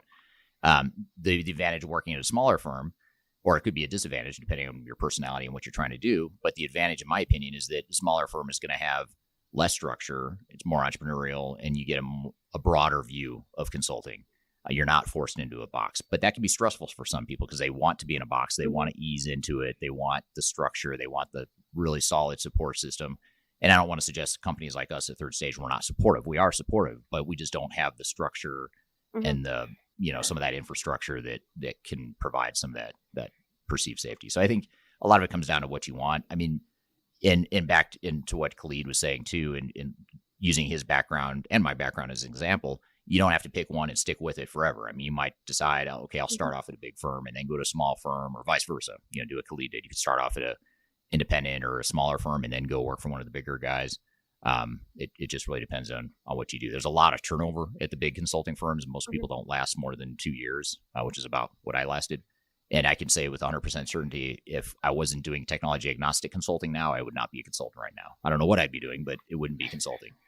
So, it's just a matter of what it is you like and what's important to you, in your career. You'd be a Pink Floyd groupie, definitely. Totally. For sure. Or a DJ, or I don't know. Yeah. Right. Maybe an Uber driver. I don't know. There's so many options. Yeah. Just to round that out with just basic career advice. It sounds like that awareness in what works for you, and that understanding of what you want professionally and what your values and integrity are in dedication to the organization. And then also that gratitude for what you learned from organizations that might not have matched that, but you were able to harvest a lot of really core skills out of that to build on your career. Yeah. One thing I would add to really quickly, Kyler, just in the interest of time, I know we're trying to wrap up here, but one thing I want to add to what you just said, in building on another point you made that was really important, but I feel like it's worth highlighting, is you talked about being a mom and how you've learned so much about project management in that case. And we've talked about Khalid and how he's learned about, how coaching is applied to his consulting background. But I think that's the other thing is, it's a sensitive thing to talk about, because in the United States and some other countries, it's highly sensitive and sometimes illegal to ask questions about your life situation. But there's things in your life situation that probably could make you a good, digital transformation team member, whether it's coaching, being a mom. If you have a blue collar background and you just are used to hard work, or a military background, that's another thing that we notice a correlation between work ethic and willingness to roll up their sleeves and get the job done. So if you look at things like that too, and really build on those, and be, you use the word gratitude. I'd be proud of it. I'd go a step further and say you should be proud of that and highlight those things and say, I was in the military. Here's what I learned about things that are relevant to digital transformation. I may have never done it, but I have done things that a lot of people haven't done. So whether it's military or being a parent or a coach or whatever, I mean, look to your unique background and try and leverage that and highlight those strengths. I think that's really important. All right. Thank you, Khalid. Thank you, Kyler. Great conversation. A lot of good lessons there. A lot of stuff we didn't cover. We could have spent hours talking about that, but that's a good start to providing some guidance and advice on how to start your digital transformation career, or how to pivot your transformation career in 2023 and beyond. We're going to take a quick break. When we come back, Kyler and I will debrief on some of the key points in that conversation. And later in the show, too, we'll have our case study on food and beverage in digital transformation. So be sure to stay tuned for that. But in the meantime, we'll be right back with more Transformation Ground Control.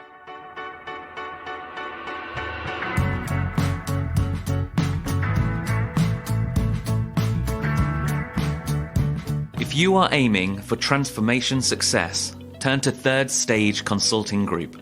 Third Stage's independent and technology-agnostic consulting team helps clients define their digital strategies, define their roadmaps, and manage their transformations.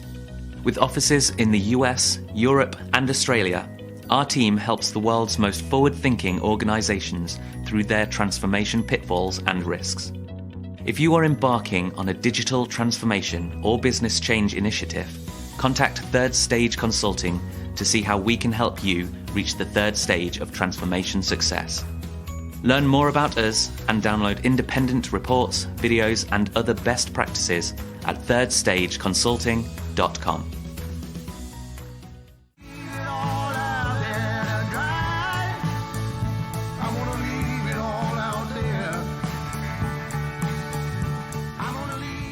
Hello, welcome back to Transformation Ground Control, episode number 95. You can find new episodes of our show every Wednesday on audio podcast platforms throughout the world, as well as LinkedIn, YouTube, Facebook, and Twitter. So be sure to check us out there and subscribe to the show.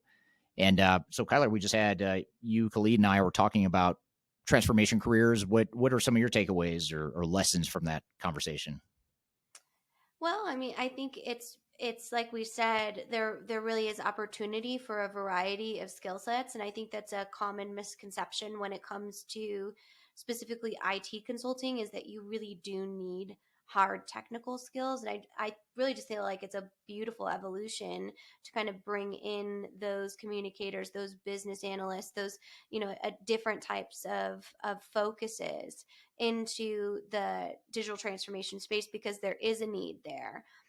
For being able to do that. So whether you're coming out of college and you're super green, or if you've been in a different career and you bring, a different perspective to the table, the industry is really diversified in the fact that there are needs in many different areas that people can bring to the table. And I think that that's just such a positive movement, because it gives more value to our clients in the fact that we are able to bring a more diverse perspective to the table.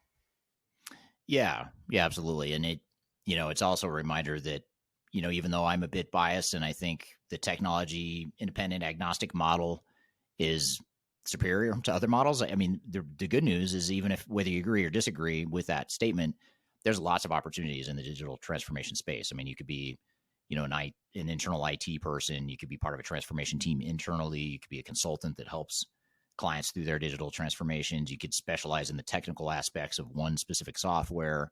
You could be more of a functional generalist. I mean, there's just so many different avenues you can pursue. That's part of what makes this field interesting and fun, but also overwhelming at times too. Yeah, and I love the piece about customer service that you kind of mentioned. Whether you've worked in retail, food and beverage, the service industry, the military, and in those types of situations where you may have a high stress or a situation in which you kind of need to monitor and maintain a client relationship or a customer relationship. Those baseline skills can go really far when it comes to consulting, especially, if you establish them at a young age and being able to grow them and understand what that means in a professional environment. I love how you kind of peppered that in there to just remind people that brings a lot of value too. Yeah, for sure. I mean, I've hired some more junior people in particular over the last, 15 years or so that didn't have a ton of experience on paper as far as, direct experience in consulting or IT or whatever, but they had a pretty deep or extensive background working through college in the service industry. That, there's a lot of value there. And I think you're right that a lot of times, especially when you're in college and you're being told, all the skills you need to develop, and you've got this big wide open field like digital transformation, it could get overwhelming. But if you can really focus on what those things are that are transferable, I find that more often than not, a lot of resumes that I look at, especially once I get to know the person behind the resume, they understate some of those skills. And not all organizations are going to value service industry, for example, or military the same way we do. But I think even if they don't necessarily, you can sell it as something that in your resume, your cover letter, your outreach to people, you can sell it as, explain to them why it is relevant, even if that's not something they're looking for. So I think that's a, way to take charge of your career growth and development for sure. And I know you've mentioned in some of our content that certifications can kind of be tough. Some are really good, some are bad, or I shouldn't say bad, but some can cause bad habits like biases or something like that, or kind of pigeonhole you into one specific tool set. If you were out in the marketplace today as more of wanting to establish yourself in the digital transformation space, what are some certifications, some additional education, training courses that you would undergo or that you've seen to be really successful? You mean in addition to the awesome content that Third Stage puts out on a daily basis? Well, obviously, I was trying to lay that up for you. I mean, I am the Right. marketing director, so that was what I was going for. But obviously, our content, we put out a ton for free. You put out a ton for free in the fact that you just want to bring that message to the overall industry. But if I am fresh out of school, would you go get a Microsoft Dynamics certification? Would you go get a third-party supply chain certification? Or how would you kind of navigate that? And how valuable are those on a resume? Well, I think it definitely doesn't hurt. So if if your goal is to be a change management consultant and you go get ProSci certified, that can be a nice addition to a bachelor's degree or whatever your educational background is. And then if you can layer on top of that some sort of internship where you get some direct experience, even if you're doing it for cheap or for free, you're not getting paid much to do it potentially, that can pay dividends later by doing that. I don't know. It's hard for me to answer whether or not I'd go get certified in one system because that is what I did. Back in the day, I got certified in SAP, and that's just not because I wanted to necessarily. In fact, I did not want to. But PwC made me, for lack of a better word. They forced me to get certified because it was such a big part and still is a big part of what PwC does. So I don't know. I have mixed feelings on it. I didn't like it at the time. I didn't want to get pigeonholed as an SAP guy, and I've successfully dodged that bullet but I had to start a company that was agnostic to dodge that bullet.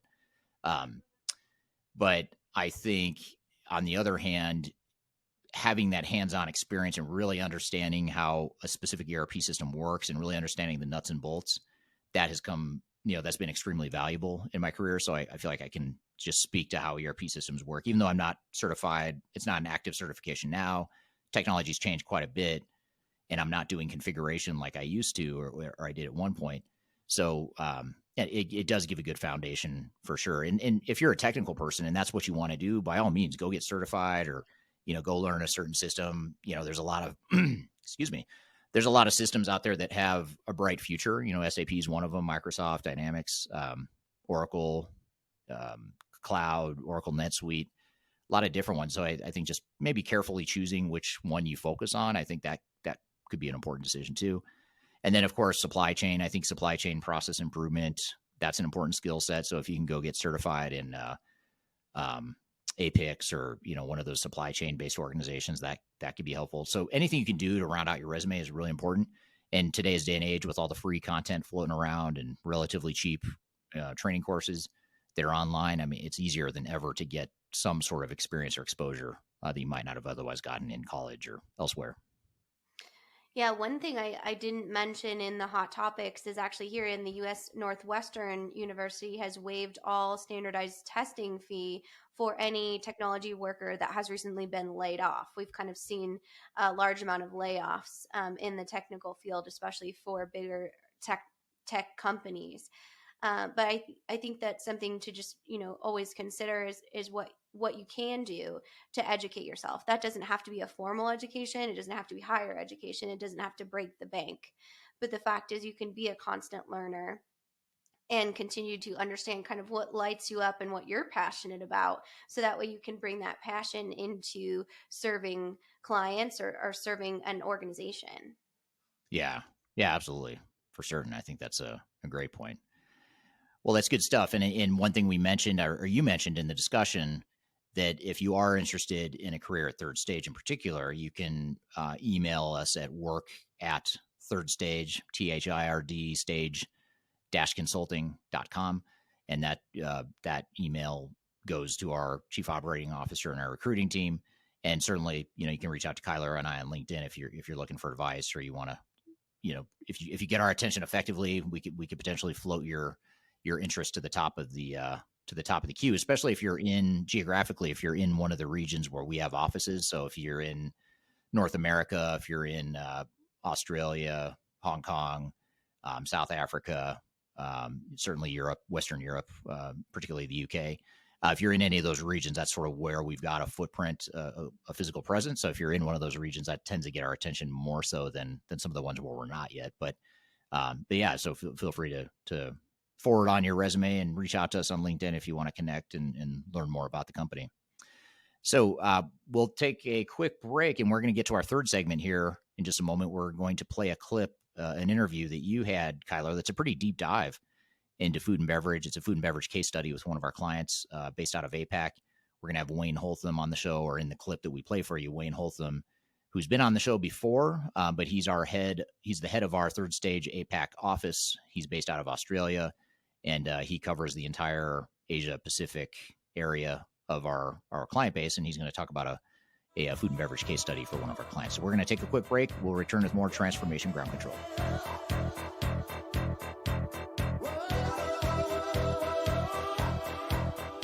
Are you looking to stay ahead of the curve in the ever-changing landscape of digital transformation? Then you need our newly released 2023 Digital Transformation Report. This comprehensive report covers the latest trends, technologies, and strategies to ensure your digital transformation is optimized for success. The 2023 Digital Transformation Report is packed full of proven methodologies and insights from experts in the independent digital transformation field. You'll also receive practical insights on how to implement digital transformation strategies within your unique organization. This free report is available for download on our website at thirdstage-consulting.com under our Thought Leadership section.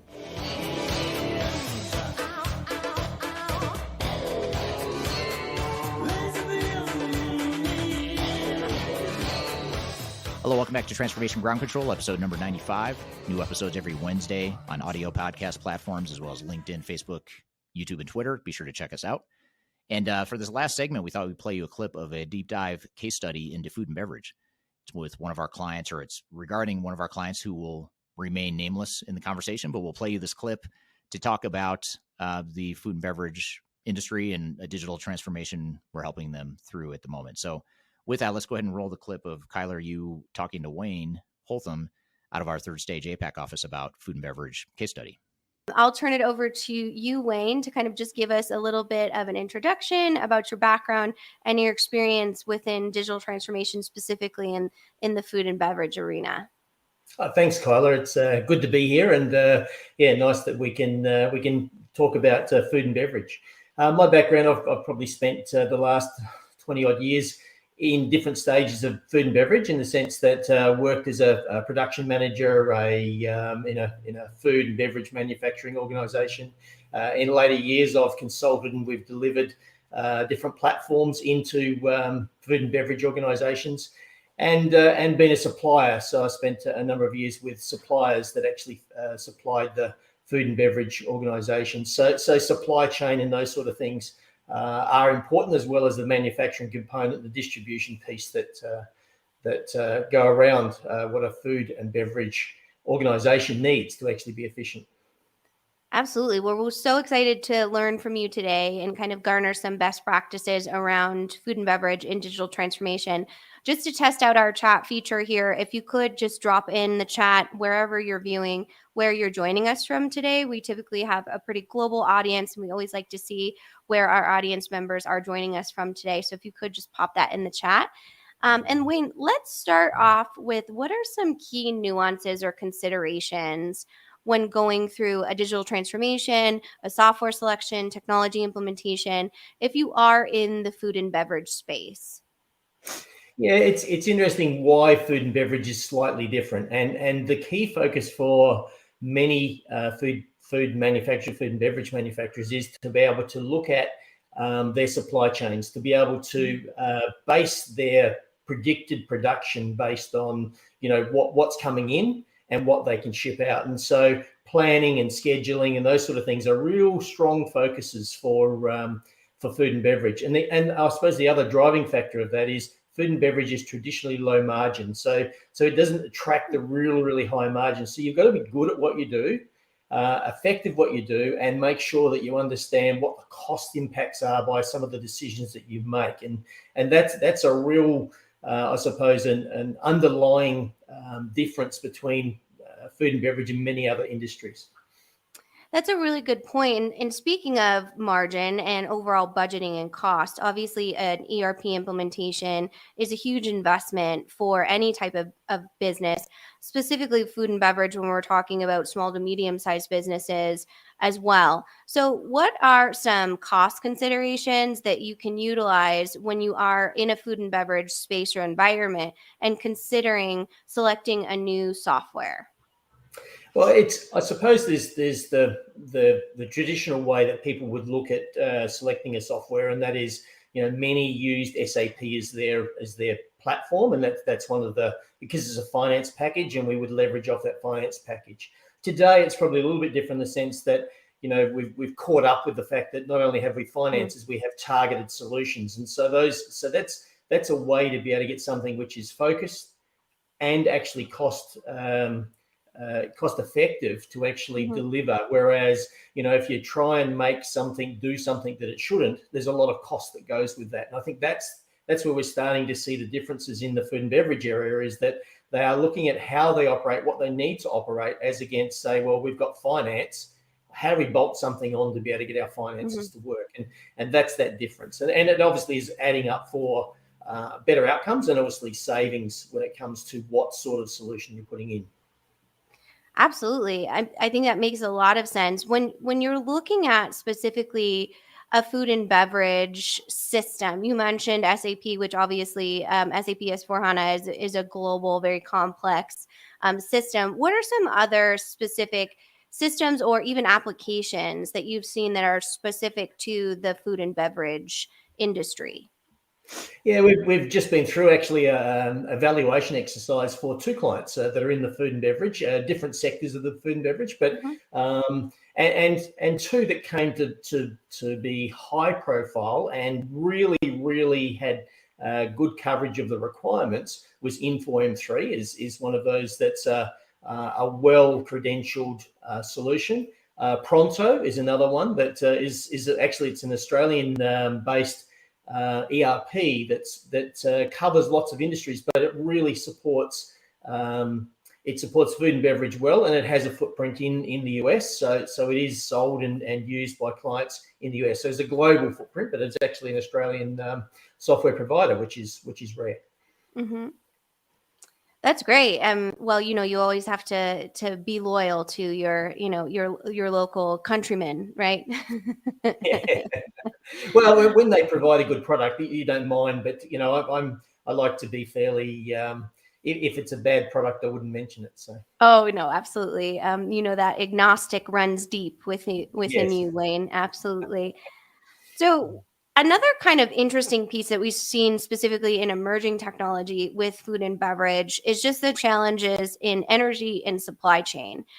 So being kind of an expert in that supply chain and distribution with food and beverage, what are some ways in which you've seen your clients leverage emerging technologies to support that supply chain breakage or even energy crisis?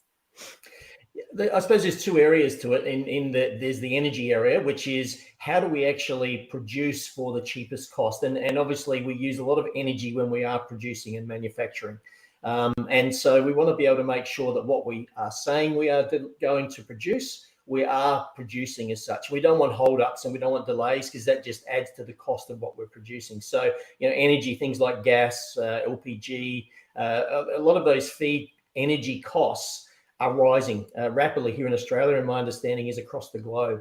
And so you've got to be efficient and effective in what you are saying you're going to produce, so you can actually produce it for the price that you had estimated it would be produced, and you don't have any wastage. So there's that aspect to it. The other aspect is the supply chain piece, which is probably globally has been a real problem for all organizations. Supply chains have been broken in the sense that, we've had delays. We can't get the supply chains to be efficient end to end. And so if we're sourcing products from overseas or shipping products to overseas destinations, supply chain, having visibility of supply chain is important. And so many times we buy products, and if we don't have visibility of that actually coming in and being delivered in full, or an understanding of the delays that might happen, whether it be shipping, whether it be road freight, whether it be weather events, whether it be those sorts of things, then it impacts our ability to produce what we're looking to produce. And so the visibility piece, where you've got vendors and suppliers actually having that knowledge and insight about what's happening from the end-to-end supply chain, is one that's really important, that a lot of food manufacturers and beverage producers are actually looking for. Because why go ahead and look to produce something if you know it's not going to arrive, and you run that risk of having the line already and you can't actually produce it. So the cost of that production, that's waste as such in the end. So having, I suppose, there's two areas to that. It's one of how much am I producing, and am I producing it as I said I would? And secondly, have I got visibility of what's coming in, and can I use that? Because even if I've got perishable products, I might have the problem where if I've bought some perishable products, but I'm also reliant on other products, and they don't come in at the same time, then the problem I have is I can't produce. I can't produce the product I've got. And so the risk that I have is that the perishable products might go off before I actually achieve the other, receive the other products. And so you can see it's very complex. Food manufacturing and beverage has a lot of complexity to it. So with that complexity, I assume that a new technology implementation needs to be very, very intentional and mindful and strategic in going into these organizations, specifically with implementation in a food and beverage environment.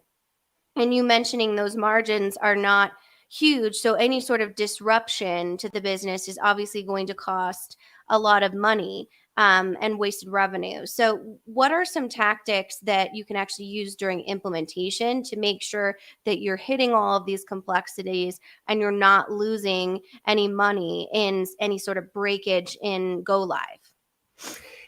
One of the areas that we really focus on is the planning and scheduling piece, and that's an integral part to getting good value out of your ERP, because your ERP will provide you the information if you capture it, and so you can make good decisions based on that.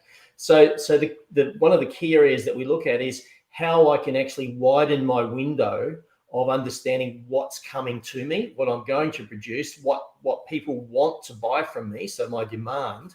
How do I widen that window? So by putting in forecasting and accuracy of what actually is supplied, and providing that visibility for the organization, that allows them to actually, it's not reactionary anymore. We have a level of predictability, and it's interesting that when we start to line up, demand with manufacturing requirements, so MRP and those sorts of terms or processes, and then what we're producing at the shop floor, then we can actually get certainty on what we can distribute to our customers. And then we overlay that with our finances, so we can actually plan. If we're purchasing this, we plan to produce this and distribute this, we will get paid for this. And so all of a sudden our financial planning comes together with that. And so it is all linked together. Right. But working with organizations to understand it's not just finance, it's making sure those other things align, so we reduce the leakage that we have from inefficiency. And that's that works well in that low margin space that food and beverage is. Yeah, and it sounds like that target operating model and those business processes are going to be really key in achieving a successful digital transformation. So how do you help your clients define their target operating model in such a complex ecosystem? That's a great question, because it's one that many overlook, is how are we going to operate? And it sounds like a simple question, but given any one business, they will operate that suits their competitive advantage and the market that they service. And so what we do is work with them to actually identify things called operating principles. So what are the principles that we want to adopt that we can actually see that would be delivered in a digital transformation, whether it be process, whether it be the technology piece, whether it be the information that's available to us. And so by identifying that right at the start, really getting that understanding of operating model, how we're going to operate, we can then build a functional architecture for the software. So we can say, what is it that we need? What modules do we need? How's this all going to fit together, and actually provide us end-to-end process? And so when we start breaking it down in those segments, all of a sudden we start to be able to get the linkage between what the technology will give us and how we will operate. And that's probably has been the defining difference that we see with clients, that once they get that right, they really do, they become really profitable on the basis that they're taking away a lot of those gaps and leakages, as I call it, of efficiency, which costs. It's a cost to the business as such. And so by getting that right, then when they actually deliver the solution at the end of the day, they can say, it actually operates as we wanted it to operate. And so I get value out of the solution I've purchased. And then I can just continuously improve how I operate because I've got good information available to me. Absolutely. And that excess, which you rightfully defined as cost, when you have a broken or inefficient process. So identifying that sounds like it's, a key tactic to ensuring that you're able to address, strategize, and ultimately resolve that issue. And I know when you're an expert in process mining, which you help a lot of our clients go through, our food and beverage clients, those types of different things, how specifically can you utilize process mining to identify any sort of broken processes to fix for that target operating model? Yeah, and processes are the basis of what we're looking to achieve here, because if we have a broken process, we don't get that efficiency. So process mining is about looking at how many times people don't use the system to actually do what they need to do. So we call them workarounds. And so when we look at process mining, we can use tools to do that, or we can actually break it down in a manual way and actually look at what are the process steps we do, and where do we go out and use a spreadsheet, or where do we go out and use some other information that may not be accurate, may not be the source of truth that allows us to make the best decision. And so processes are a key part of where we work with organizations. And as part of our change program, it's about saying, well, what are the gaps that we actually have? So identifying those gaps. And so we've got a process where we work with organizations, send our change rep out to actually do a gap analysis on site with all the people to be able to understand how often do they deviate from what should be a standard practice. And then we can actually work two ways. One is we can align the technology to actually what the processes should be, but it also gives us the amount of change that we actually need to and target that change to the people where it's required, because lots of people do it because they either don't know, there's no other option, the solution doesn't support their information requirements. And so by knowing those, all of a sudden we actually have a very clear picture about change, about how those processes can be implemented and where we should focus our change effort. Yeah, absolutely. I mean, that's a great holistic view around how to potentially solve for inefficiencies, specifically not only in processes, but in your overall culture as an organization too, and leveraging technology to do so. Specifically, kind of coming back to the food and beverage area, I'm curious if there's any sort of commonalities when you look at process inefficiencies that you see throughout specifically food and beverage clients. What are some of their pain points when it comes to operating models? I think the one that stands out the greatest of all is the knowledge about what they're producing. So they call them bill of materials, and what you find often is that the bill of materials is meant to be the source of, here's the materials I need, here's how much it costs, here's how much it's going to take to produce it. So there's a lot of information in a good bill of material for a particular item. And a lot of that is not clear, it's not concise, it's not kept in the one system. And so what you find there is that's probably the centerpiece where that failure starts from, is the sense that we can't rely on the bill of materials. We have to keep changing it. Our costs can't be factored into that. So we can't understand how much is it costing us to produce. And so the bill of materials area is a real weak link when it comes to, or the maintaining of bill of materials and the updating and keeping them current is a big area that food and beverage struggle with, because as you would probably have seen, raw materials have gone up through the roof as such. And so not to mention raw materials, but also a number of other supply materials, packaging and those sorts of things have increased. If we aren't keeping an eye on that and understanding what it takes in our bill of materials, then it makes it very difficult for us as an organization to actually produce and stay within the margins that we have identified and that we're actually selling for. Because at the end of the day, we might sell, but if we're selling for less than what it costs us to produce, there's a very short road to survival there, isn't there? Absolutely. That is a very short road to survival. So 2 questions about that bill of materials, because I think there's, some really interesting nuggets we can kind of mine from what you just said and that great advice. So when it comes to distributors, a lot of times, typically in specifically larger food and beverage businesses, there's not a ton of variety in suppliers. So getting those raw materials and paying that premium seems to be something that there's not a lot of diversity, or there's not a lot of solve around being able to do that cost effectively. So we always say, if you're experiencing supply chain shortage, breakage, anything like that, the first thing to do is really take a hard look at your suppliers. And understanding that there might be a diversification of being able to produce them yourself, or acquire a company that produces them. Is that kind of the same for food and beverage, or can you take us through the state of actually getting those raw materials? Yeah, and it's an important point that you raised there, because our suppliers are vital to us as producers, but we need to have relationships with those suppliers so that they can actually either gear up to our requirements and understand what our requirements are. It's not like I just contact you and buy something and hope that it's going to be right. In the old days, that was probably an easier way to go.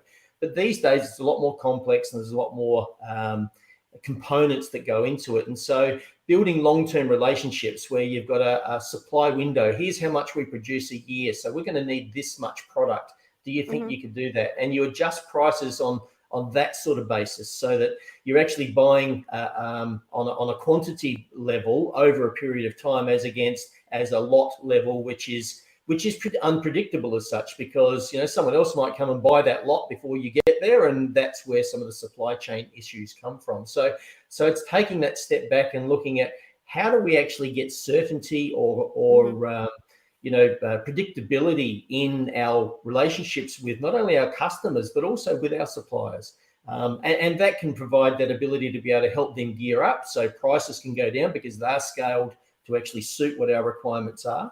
And we can also, when there's a shortage on their part, we can actually adjust what our production plans are, so that we can actually wait till that's not a problem anymore, and we can actually deal with it that way. So it is I suppose it's one of those areas that we need to be able to take a different view. It's not we don't just in time works in a supply, but when we're actually purchasing, we want to be able to have a longer term view than just this just in time view that often we get caught with, in the fact that we just want it when we want it, sort of thing. Well, that's true, but I need to have a lot more other things in place so that I can get it when I just want it. And is that a use case for emerging technologies such as AI or machine learning, kind of in that forecasting, to be able to, in a healthy way, predict what you will need as far as that relationship with that supplier? Is that something you would recommend? Oh yeah, because what AI allows you to do, if you've set it up well, it allows you to predict some of the trends and provide some models, and you can bring in additional information. So if I've got raw materials like I'm looking at vegetables or those sorts of things that might be something. They are seasonal and depending on the season. So I can start to look at it and say, well, if I overlay some other information there, my likelihood of being able to buy what I want to buy from that supplier in that region would be compromised because, if they're going to have a dry season, we're not going to be able to get as much. So I might need to look for another supplier to be able to bolster my requirements as such. And so AI provides that really important insight to be able to say, well, I can bring other factors in which actually drive my decision making and help me with my forecasting. And that's an area that it's still very early days that people do that. And it really should be something that they work with their vendors or with their suppliers to be able to say, well, we need this, and what's happening? Are you going to supply it? And be able to really get a clear understanding and relationship built on what could be supplied, and not let the other vendor see that, well, they're going somewhere else. They're going somewhere else because the supply is that, and so exactly. the relationship stays strong, if you know what I mean. Absolutely. I think that's so true and such a great way to explain that. And so we've seen, specifically, we've talked to some different thought leaders on the space in our Ground Control podcast, which is available wherever you get your podcast. Wayne has been on Ground Control multiple times. But in a recent episode, we featured actually a software vendor, which we rarely do. But because of the emergence of AI, specifically in supply chain, as an additional kind of niche software add-on to these bigger, more complex systems. Is that something that you've seen for specifically your food and beverage arena, those types of kind of more third tier systems emerge in supporting these types of new processes? Yeah, there's becoming a greater need. I think as we get pressured with how do we fix this problem of supply chains and being able to stay viable in a certain industry, you start to look outside and start to see, well, what else can I do? AI is showing that it has good application in that area, and you've got to be. It's not just a software vendor, one of the mainstream software vendors that actually provides good AI. It's a level of people understanding a function that you're looking to achieve that actually can work with the solution. And so we're seeing that happen, and we're working with a client at the moment who has some really advanced forecasting methodology, but it leverages AI because it's looking at trends, it's looking at the information, then providing the algorithms that actually give you the predictability and the level of trust that you can actually have in the models is really, really exciting to think that they could get that close. And I think that's a great advancement and a great, I suppose, advertisement for AI and its application in certain instances.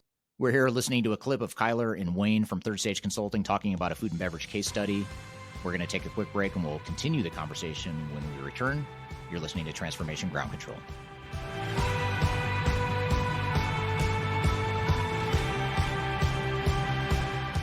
If you are aiming for transformation success, turn to Third Stage Consulting Group. Third Stage's independent and technology agnostic consulting team helps clients define their digital strategies, define their roadmaps, and manage their transformations. With offices in the US, Europe, and Australia, our team helps the world's most forward-thinking organizations through their transformation pitfalls and risks. If you are embarking on a digital transformation or business change initiative, contact Third Stage Consulting to see how we can help you reach the third stage of transformation success. Learn more about us and download independent reports, videos, and other best practices at thirdstage-consulting.com.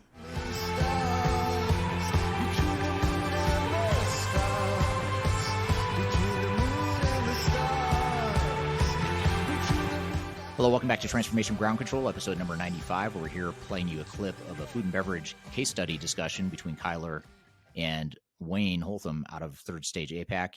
Let's continue the conversation. I want to kind of shift gears and talk a little bit about some specific nuances or considerations for the food and beverage industry, and specifically talking about compliance. So they're heavily regulated in many other areas, and we see that in a lot of industries, oil and gas, for example, aerospace, those types of other pieces. And we really have to take that into consideration when recommending a software or taking them through an evaluation. Is that something that you experienced as well with some of your food and beverage based organizations? Yeah, because food, we talk about oil and gas can actually be harmful to you if it catches fire or blows up and those sorts of things. Food in the other way can actually be harmful if it's actually contaminated or it loses its quality as such, and so it can be a health harm. And these days with allergies, with a lot of the things we start seeing people are impacted by, then we need to be able to have a very clear understanding of what goes into our food, the traceability that they talk about from paddock to plate. So that's a real important factor for the food and beverage industry. And so whether it be dairy, whether it be food manufacture of any produced or manufactured food products, it could be baby food, could be ready meals, could be any of those sorts of things. If we aren't sure that the quality is there and we've actually maintained all of those parameters that keep that quality high, then that's an area that organisations are very, very responsible for as such from a legislative point of view, but also want to monitor as well, because it does impact brand reputation. It impacts a lot of other areas of their business. And so when we talk about the compliance part, there's two aspects to it. There's the legislative part, as well as the brand and the fact of the impact to our business as such. So and you start to see where quality assurance capture is everything from what comes in the door to what goes out of the door and along the supply chain. So we're measuring and making sure if we've got frozen products, it stays frozen. There's none of it that actually gets to a point where it actually doesn't stay frozen. And so we monitor and capture all of that. And we need to be able to make sure that we are keeping an eye on that so that we can be sure that our product, as it's been supplied, as it's been sold, has maintained all of those standards. And that's more of a responsibility for the manufacturer as the middle person, to be able to maintain and define those. Absolutely. And I mean, that's such a huge complexity. How specifically do systems help support the compliance or that visibility to needing to have that as far as that quality assurance factor you mentioned? Yeah, I suppose we've now at a point where we can capture information all the way along the supply chain. Whether it be the forklift driver who's bringing it in can take a temperature and upload that. So at a point in time, you can see what the temperature of a product was when it came in. When you're distributing it, you can actually measure the temperature and the time and how long it was in the truck and all of those sort of things. So you get a really clear picture of what's happened along the supply chain, along the delivery chain. In the past, that was difficult because we had people writing on a piece of paper. Today, we can capture that in real time. And that allows us to be able to bring that back and now analyze that information to be able to give us that insight and make sure that our quality is high, but also pinpoint where it's not, and then we can address that. So the new systems give us a much wider opportunity to be able to capture information and then be able to review and analyze that information. Whereas, like I say, in the past, we relied on the fact that it was all okay, and it was only by exception, and when we had a problem, we had to deal with it. Yeah, absolutely. And I think that's one piece that many people don't understand, the pressure that goes into actual compliance understanding and quality assurance, specifically for food and beverage. For example, Third Stage actually just won here in the States on the Inc. 5000 list, which means the fastest 5,000 growing companies domestically. And we, our North America team went to the conference, and one of the keynote speakers was actually a founder of a baby food company and talked about the challenges with the baby food shortage and really only a handful of suppliers that had to completely shut down. And because of the regulations, it's very difficult to actually produce any other type of baby formula because almost the monopoly they had in the marketplace when it comes to competition. So I wonder, Wayne, in that type of setting where you have that overall arching compliance, how does that fit into your digital transformation strategy? Is that kind of a phase zero consideration? Does that come at the beginning? Is that just a box you check at the end? Where does that kind of fit? That comes right at the beginning. That's part of that operating model, and it's about product traceability, it's about product quality, it's about those sorts of things, because that's one of those competitive advantages that you actually have, and you need to maintain. It's almost the basis or the reason for being, as such. And so when you're in that space, whether it be baby formulas, as you mentioned there, the dairy side of things that relates to, or the pre-produced food, baby, toddler food and those sorts of things. All of that relies on very high levels of quality and understanding of that the product is not harmful in any way. And so that is a very much a going in position, and it's checked all along the way to make sure that the information, the data flows are very, very traceable, and you can actually at any point you can actually see where you've got something that actually is going wrong. Absolutely. And I wonder if I could ask you specifically, I know we've talked a lot about food distribution, manufacturing, those types of things, but we've seen really the restaurant, so the business to consumer model completely flip in the last 2 years because of the COVID-19 pandemic. And arguably they had the most urgency or even desperation to go through a digital transformation to be able to do things like to-go food, delivery, those types of addressing labor shortage in the COVID-19 pandemic, specifically in that food and beverage sector. What has been kind of your experience or some of your observations of how that's evolved and changed when it comes to digital transformation? It's interesting because the view on the client or the customer that most organizations have is that they would manufacture to an order and that would be provided. And what's changed is the fact that many food manufacturers now have that view that they can actually provide almost ready to go products that become for a restaurant, they become a contributor to the food, so the final finished food. And so you can add some final pieces to it, but it reduces the need to have as many people in a kitchen as such, and supports that view that you've got quality ingredients that are of a standard that a restaurant might serve, that are unique enough for a restaurant to serve. And so there's that view of the way that preformed ingredients is what I would call it, are manufactured now and supplied, and they actually feed the restaurant industry and the ready-to-serve food industry in a much bigger way than it did in the past. And it's leveraged from that fact that people aren't available. COVID caused a lot of issues when it came to producing food. How do we get there and be able to manage and still provide with ingredients that we don't have to make from scratch? Yeah, we do you have Chipotle in Australia? Have you ever heard of that? Yes, I have. Yes. Yeah. Do you have them there or no? No, not yet. No. No, not yet. Well, they're coming. They started in Colorado as our claim to fame. They were in our neighborhood, but we did a case study again on ground control of the smart kitchen and the use of AI and actually robotics to kind of combat that labor shortage while creating more efficiencies and creating that compliance where it's simply healthier because of the fact that you don't have human interaction with your food.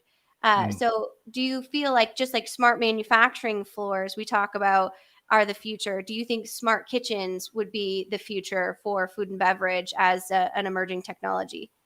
I think they have to be. What we're seeing here in Australia and seeing globally as well is the fact that we don't have the skilled staff around to be able to provide service as we did in the past. And so being out, how do we augment that? How do we actually reduce the cost of supplying, producing, manufacturing, servicing that clientele? How do we do that? And a lot of it is AI, it's robotics, it's those sorts of things that allow us to be able to do that. And so I think that's going to be the revolution when it comes to restaurants, larger scale restaurants, to be able to leverage and really be able to stay competitive in that sort of market. Yeah, the no contact kitchen. Well, very cool.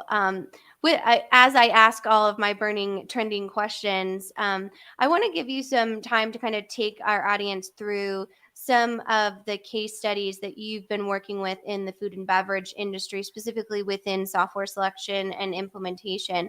So if you could kind of give us company size, that how you took them through an evaluation or a selection, and give us some maybe key nuances or a description around what that looked like as far as your client work. One springs to mind is a food manufacturer. They're in a specific sector of the food manufacturing area. They're Asian food here in Australia. They are one of the largest producers of Asian food, and so they supply nationally, and they also import products as well as manufacture their own products. And so for them, it was about saying, well, we want to go on a digital transformation journey, and so they asked us to be part of that. And for us, it was about building that operating model to start with. So you've gotten to this point. What now? How would you like to operate in the future? And how will you know that you're operating that way? So when we actually are delivering a solution, how would you be able to recognize that in your business? And that's a key first step for us, is to be able to identify that, and they identify how they operate and where they want to go. So it gives them that ownership and, that executive alignment as such, because it's interesting when you actually work with clients, we assume that everybody's on the same page, and that's not always the case. And so by getting everybody on the same page, you actually get a uniform way of moving forward. And as against saying, well, this department wants this and this department wants that. And, at the end of the day, you end up where you've got a bit of a mishmash of requirements as such. So that's the first area we work with. And then we start looking at, okay, well, really, where is your focus in your business? And some people say, I'm a food manufacturer wholly and solely. I do distribution as part of what I do, but I am a food manufacturer. Whereas others will be a brand manufacturer, a brand that does manufacturing. So you might find some of your bigger organizations manage a brand. That's all they're worried about. And the manufacturing becomes not as much of their focus. And often they'll contract that out. And so really, how do you want to operate is a really key question, and determining what you need. From there, we actually look at it. Then what are the processes? So do you have forecasting, understand demand management, have sales and operations planning as part of your the way you actually know how much you need to actually make and manufacture, so you can actually cost that, and work our way through those sort of, I suppose, principles of manufacturing. They're traditional manufacturing principles, but many organizations have lost that. And I think because they brought technology in, it would solve all of their problems as they believed. But if you don't understand the fundamentals and apply the fundamental principles of things like planning and scheduling and forecasting and those sorts of things, it makes it very difficult for them to be able to just use technology as the solution as such. And so that's once we work with that, we start then in the implementation phase. All of a sudden, we've got some really clear processes that we are engaging with and onboarding people with, and getting them, creating the awareness about what they are and how they work and what it means, and then understand the data that it takes to drive that. Because that's the key point, is if we don't have good, clean data sets, then our ability to be able to leverage and have reporting information is quite difficult. And so, we're with a client now where we're through the selection process, we're in the implementation, and what they're finding is, as they build this solution, the quality of data they're actually bringing together to actually feed the solution is far better than they've ever had. And they've had this. It's more like an acquisition, where they're actually revamping the business, and they acquisitioned a new business into it. And so it's like a revitalization of a platform that was already working in one of the organizations. And so you think, well, they would have a pretty good handle on it. But when you realize they really didn't use their software solution in any way apart from finance. And that's a thing we see often. And so now they actually understand what it takes to drive that, the data needs, the way they can use the system. And so they're the sort of things that you start to see out the other end, where you get ownership of the way they work as well as the solution they're building. And that's a great outcome that we're starting to see from that client in particular. Yeah.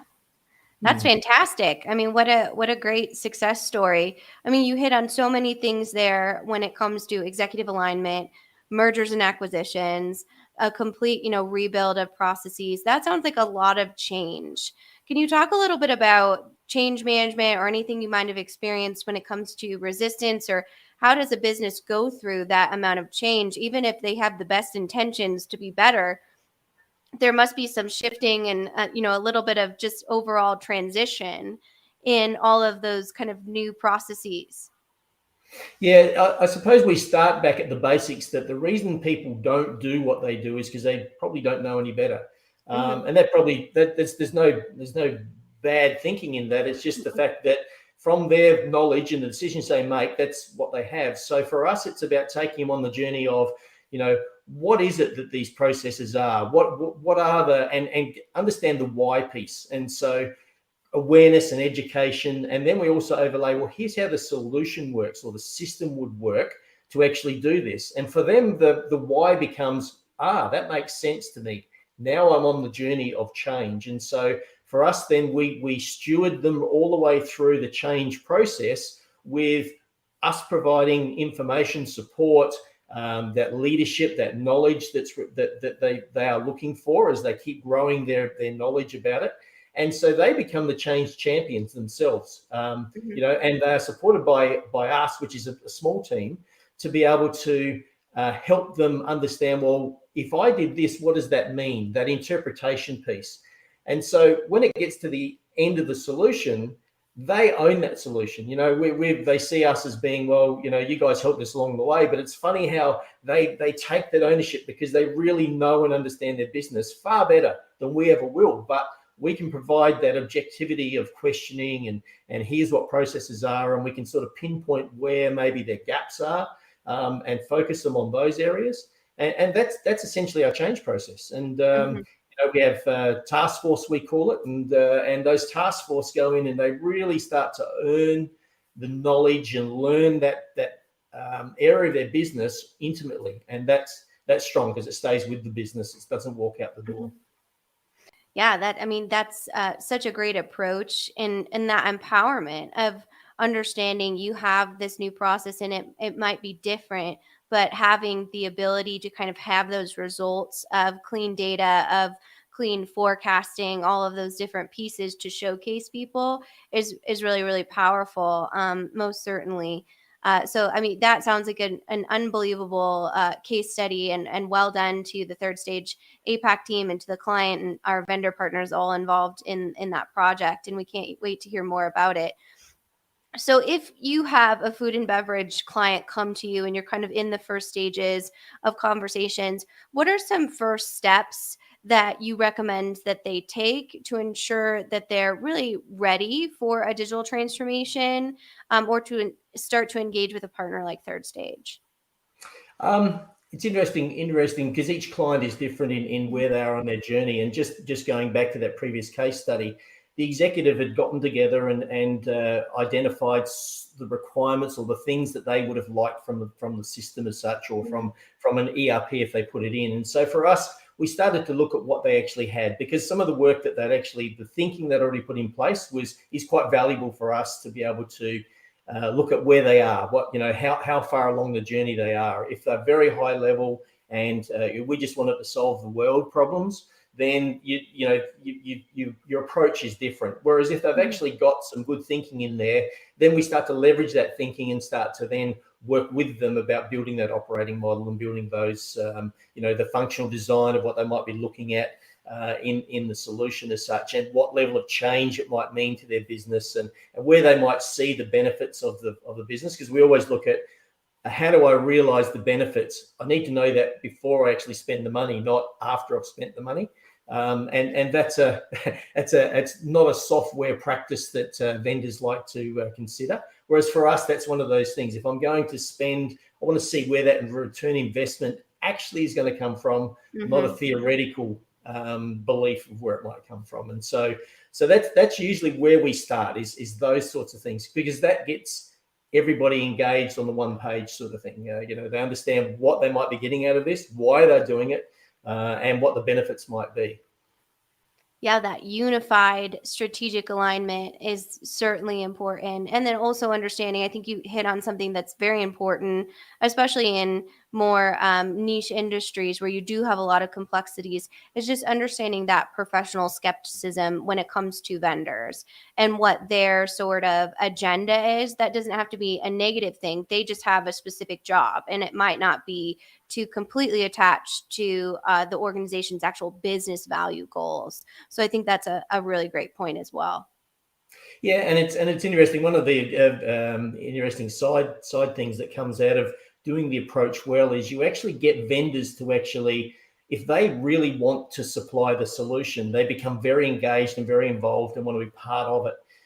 They're not the supply. The view of just this sales model becomes less of an issue. It's more that we actually want to actually supply a good solution. Mm-hmm. And we just recently had one where we were which software selected down to 3 different options, and we were going through the demonstration phase. And one of the vendors came to us and said, for us to be able to provide this solution, it would be this much money. And I said, well, it's not about the money. It's about whether the solution would actually deliver for the organization. And he said, well, no, unless they commit that this is the sort of money they want to spend, then we wouldn't be interested in doing a demonstration. I think that signals the shift in the market, where you've got some big players who run on brands and say we are, and this is a global brand, so it's it's one of those software companies that is everywhere in the globe, and their view was that, well, unless they can commit to this price, and it was a really out there price, it was it really wasn't value for money, and so that was a great outcome for the client, because all of a sudden they realized these people are interested in our business. These people are just looking to say, well, I can give you this for this much, guarantee you it'll work, without actually going through and being prepared to show that it would work. And that was a really, really valuable insight for us and also the client. So, yeah. Yeah, every time, sometimes I think I'm not going to be surprised on what comes out of a software vendor's mouth. I'm always like, what are you even talking about? And we, along those lines, and we won't digress too much, but I think it's an important overall consideration. We recently had Marcus Harris, whom on our live stream, who is an attorney when it comes to contracting. And he's talked a lot about, with COVID and the emergence of remote demos and the overall recording of demos, has been a huge pain point for a lot of different clients, because the vendors don't want their demonstrations recorded, which to me is like the weirdest. Like, why wouldn't you want it record? Like, what would be the difference? Are you about to show something that's not actually possible? Is that why you're like hesitant to that? So it's always so interesting to me, those different conversations that happen, and hopefully those are always seen as good opportunities for clients to say, maybe this isn't the best partner for me. Well, that's right. And I think it's probably the step towards making the software vendor salesperson more accountable. And many times in the heat of the discussion, they're showing the bells and whistles and all the shiny things that happen there, and they'll probably throw out a line that gives someone will pick up on and make that and go, well, that's my expectation of what we're going to achieve, or what's going to be delivered to us. And then when it gets delivered, it's not delivered. And in the past, it was, whereas now you can actually go back and play that back and say, well, no, I did actually ask that question, and here's what you said. And so from I'm sure from Marcus's point of view, that would be great evidence to be able to support, an expert witness case should it go forward. It's a dream. And speaking of expert witness cases, Wayne, you are one of our expert witnesses here at Third Stage. So kind of going above food and beverage, when we do engage in an expert witness case, obviously it's not a great scenario. There's litigation going on. There's, huge costs in lawsuits, especially if they need to bring in an unbiased expert, which is another big part of what we do here at Third Stage, because we don't have any sort of financial or relationship ties to specific vendors. So that makes us completely independent. So what is one of the main failure points that you see in your expert witness work when it comes to a failed implementation? It's interesting, and it happens so often, is the fact that the vendor or the solution integrator they apply a methodology, and that methodology is designed to actually come in, understand what you need, build a solution, test a solution, and deliver a solution. But the bit that they fail on is the fact that they don't really understand what the business does need. And so they put very little energy into that front end piece of really understanding, is our solution going to fit the way this business works, or can't change, and in some organizations, although we have this view that we want to be able to have, vanilla something or a very standardized approach, but in reality, we may have, situations that we can't change, especially in the labor sides of things. We may have enterprise bargaining agreements that lock us into certain conditions, and we can't just go standardized because it's bound by legislation that we've actually got these conditions we have to apply to or respond to. And so the challenge you have there is the vendor comes in and they go, yeah, we'll go standard. And then you find that later on, they realize that standard could never have worked. And all they do is just keep going, well, we'll add some more change requests in it, and we'll do some things and changes. And you end up with a solution that doesn't meet the brief at the end of the day. The business is disrupted. And they're the sort of challenges that you have. And I think that's where, these standard practices where we have a approach of deploying a solution misses many of those things about the business. The knowledge of the business is not there. And that's a key area that we find. And then it's hard for that technical leadership piece because commercials get in the way of actual what you should deliver. Absolutely. That's such a great way to kind of put it. And so as a organization learning from that, especially in an industry as complex as food and beverage, how can you ensure that your vendor partners completely understand, commit, and remain accountable for your business goals with the transformation project to avoid that very costly failure? It's interesting that one of our clients has engaged us for an insurance governance piece. And so what we do there is we sort of sit between the client and the vendor, and we apply a methodology of entry and exit for the phases. And so it's making sure that you get delivery in full at the end of a phase prior to going into the next phase. And one of the big risks that happen and you see in the expert witness stuff is that the phases blend together, and all of a sudden we're doing things in a later phase and we haven't completed the first lot of information. And so what we find is that this governance thing actually brings real clarity to the solution integrator. Here's what you must be delivering, because here's what we're going to endorse and sign off as the steering committee and as us supporting the steering committee to do that. And it's a real change in dynamic, because all of a sudden the software vendor the first time's been held accountable. And so that's something that is really important for not only the client, but the software vendor actually responds to that and can deliver that.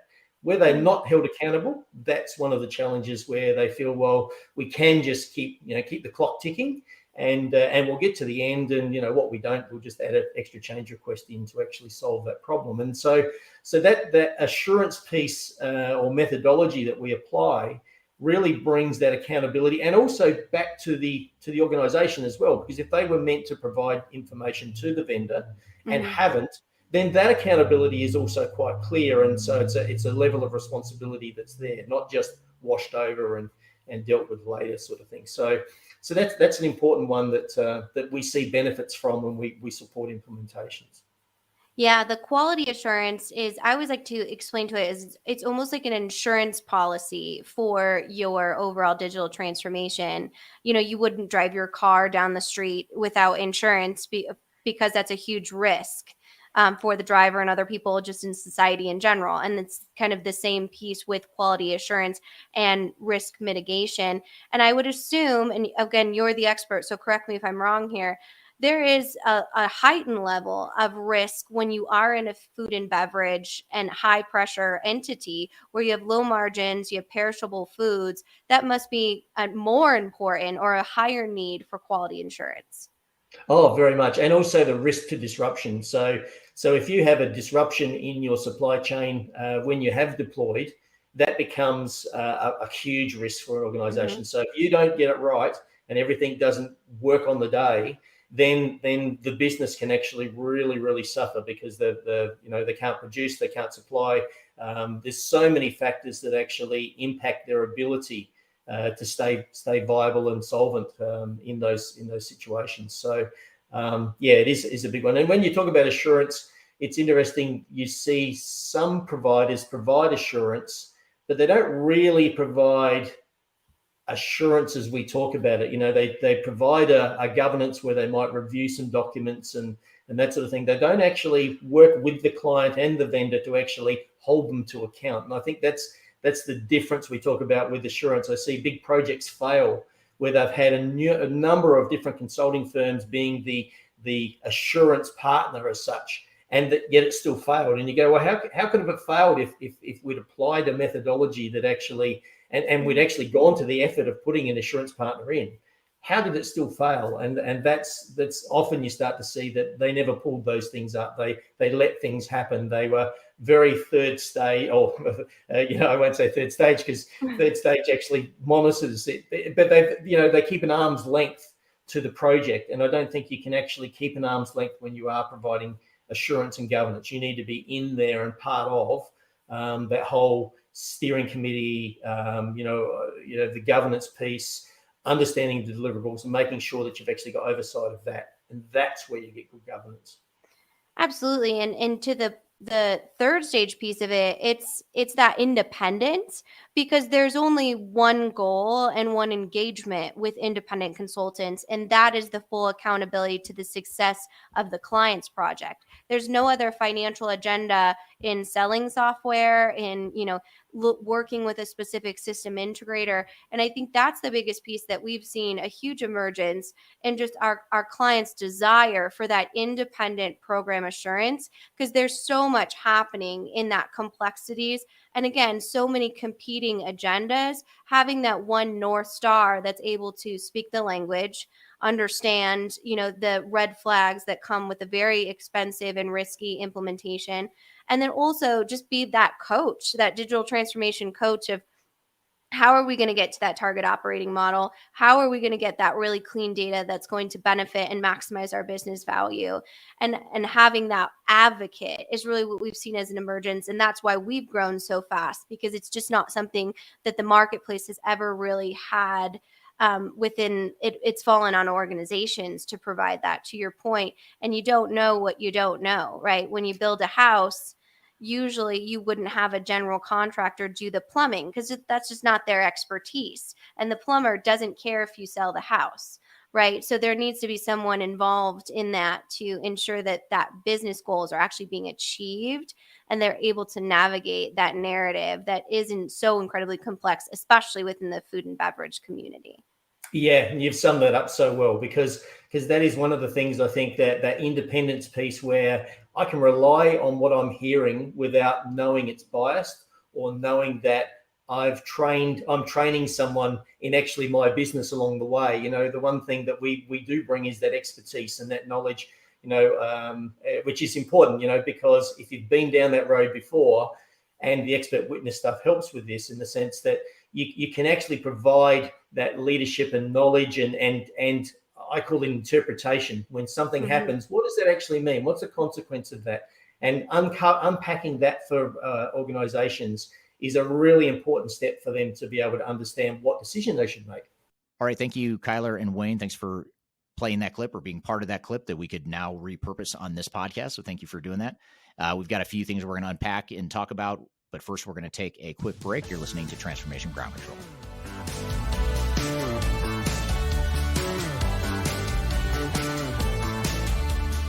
Hi, this is Eric Kimberling, the CEO of Third Stage Consulting, and we recently hosted our Digital Stratosphere 2022 virtual event. It's 3 days of packed content related to digital transformation best practices, about 16 or 18 different workshops and different speakers that are presenting on different topics, everything you need to know about transformation. The bad news is if you miss that event, the event's over. The live event already happened. But the good news, if you've missed it, or even if you did attend it and you want to see replays, or you want to catch the sessions you missed, you can do that now by going to stratosphere2022.com. Go to stratosphere2022.com, register. All you have to do is put in your name and email address, just a few fields. You get immediate access to all the recordings. And the recordings cover everything from digital strategy, software selection, organizational change, process improvement, architecture, data migration, cloud, trends in the industry, how to avoid failure, some of the legal aspects to think about, contractual aspects to think about as it relates to your transformation. All that is stuff that you'll get by registering for Stratosphere 2022 Replay. And again, go to stratosphere2022.com and you can listen to all the replays of all the workshops that you might have missed at the event. So hope you check it out, and thanks for listening. We'll see you soon.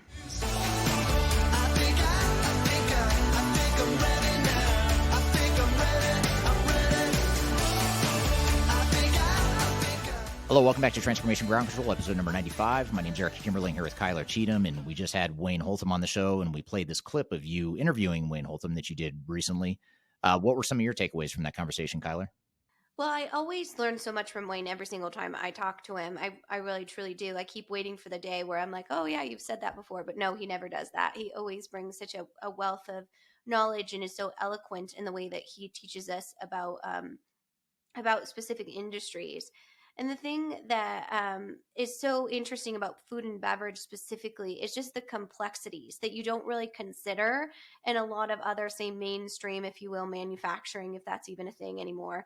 But food and beverage has just such additional consideration, not only on how they do their own processes, but keeping up with the emerging technologies when it comes to energy regulations and then compliance when it comes to the specific food and beverage. I know we talked about a few different emerging technologies when it comes to smart kitchens and robotics in the use of food and beverage. We kind of started our conversation around that and then moved into the specifics of the work that Wayne and team do for our food and beverage clients in that area. But it's one of those things that you never really consider that until that is part of your operating model. And you have to continue to kind of hone in on how you become more efficient, become more lean, and become more innovative, all in the same piece of it. So not only selecting a software that matches that, but also understanding the additional applications that support your specific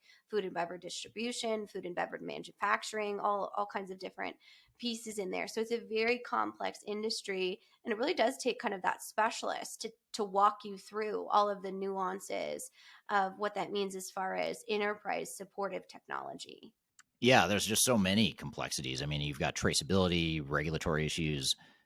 You've got the whole unit of measure conversion thing, which is, you buy raw materials in one unit of measure, but then you're selling the end product in a different unit of measure. For example, you might have 16 ounces of something in a final product that constitutes one unit of a can or a box or whatever. So it sounds simple enough if you're in that industry, but that's a big, that creates a lot of challenges sometimes with technology and process flows in terms of how you convert those units and measure without breaking the production scheduling and the raw material forecasting and all that stuff. And it sounds like, building on that, Eric, that not only is it important for all organizations before they go through digital transformation in kind of that phase zero work to sit down and say, okay, what is our future state? What do we want our target operating model to look like, and map that out? But it seems like from Wayne's experience and recommendations, it's even more important for complex organizations such as food and beverage organizations to do that before selecting a software, so they can monitor and optimize any breakages or create awareness under understanding special requirements. Yeah, and that starts with the design, the process definition, the design of the technology, the testing of the technology, user acceptance testing, training. It has to flow all the way through all these important critical steps in the process. It's true for any organization, but food, I'd say the stakes are higher, partially because of the complexities you talk about, but also if you can't produce food, that's usually a bigger deal than if you can't produce, some discretionary product that people don't necessarily need. When it's food, there's, people are usually more sensitive to those sort of outages or production issues. So you're absolutely right. It's really important. And Wayne had mentioned that lower margin, the less tolerance for risk disruption. And, if you have a distribution blockage and a truck full of oranges, those oranges don't have a shelf life except for a few hours to get to a different refrigerated area. especially in regulatory, and that margin isn't huge and high for that. So the risk tolerance for those organizations from his overall insight is less. Absolutely. Yeah, very much so. And it's even more important to make sure you've got a solid blueprint and implementation plan that mitigates those risks and takes those into consideration. Yeah. And, I did ask him if he gets samples at every business he works for. And if you knew some of the client names that we had in that portfolio, you'd be very excited for him to get some some samples. So we both decided that the next time we do a case study around food and beverage, we're going to need to get some snacks from all of our additional food and beverage clients. But in all seriousness, such an important conversation, especially around the nuances in software when it comes to food and beverage. And just a reminder, I don't know that we did a great job in letting our audience know, Wayne will consult on other areas of our global business. He's part of our global team. So it's not like you have to be located in the APAC region if you do have questions about our food and beverage components. We have many clients in food and beverage throughout the world. And he acts as, an expert across our global teams too. So just a reminder, if you do have questions on that, you can feel free to reach out to him directly or reach out to me or the organization, and we can kind of take you through our experience there. Yeah, absolutely. Good point. Well, a good place to leave it too. Reach out to any of us and we can chat with you about other case studies within or outside of food and beverage as well. Well, good. Well, thank you for a great episode here today, Kyler. Thank you to Khalid and Wayne for being on the show. Thank you to the audience for the participation and the interest in the content and the great questions in the chat fields. Really appreciate it. And just a reminder, you can find new episodes of this show every Wednesday on YouTube, Facebook, LinkedIn, and Twitter, as well as audio podcast platforms throughout the world. Be sure to subscribe, leave us a review. We love to hear your feedback. So thank you for being here. We'll look forward to seeing you next week on Transformation Ground Control. Have a great week in the meantime.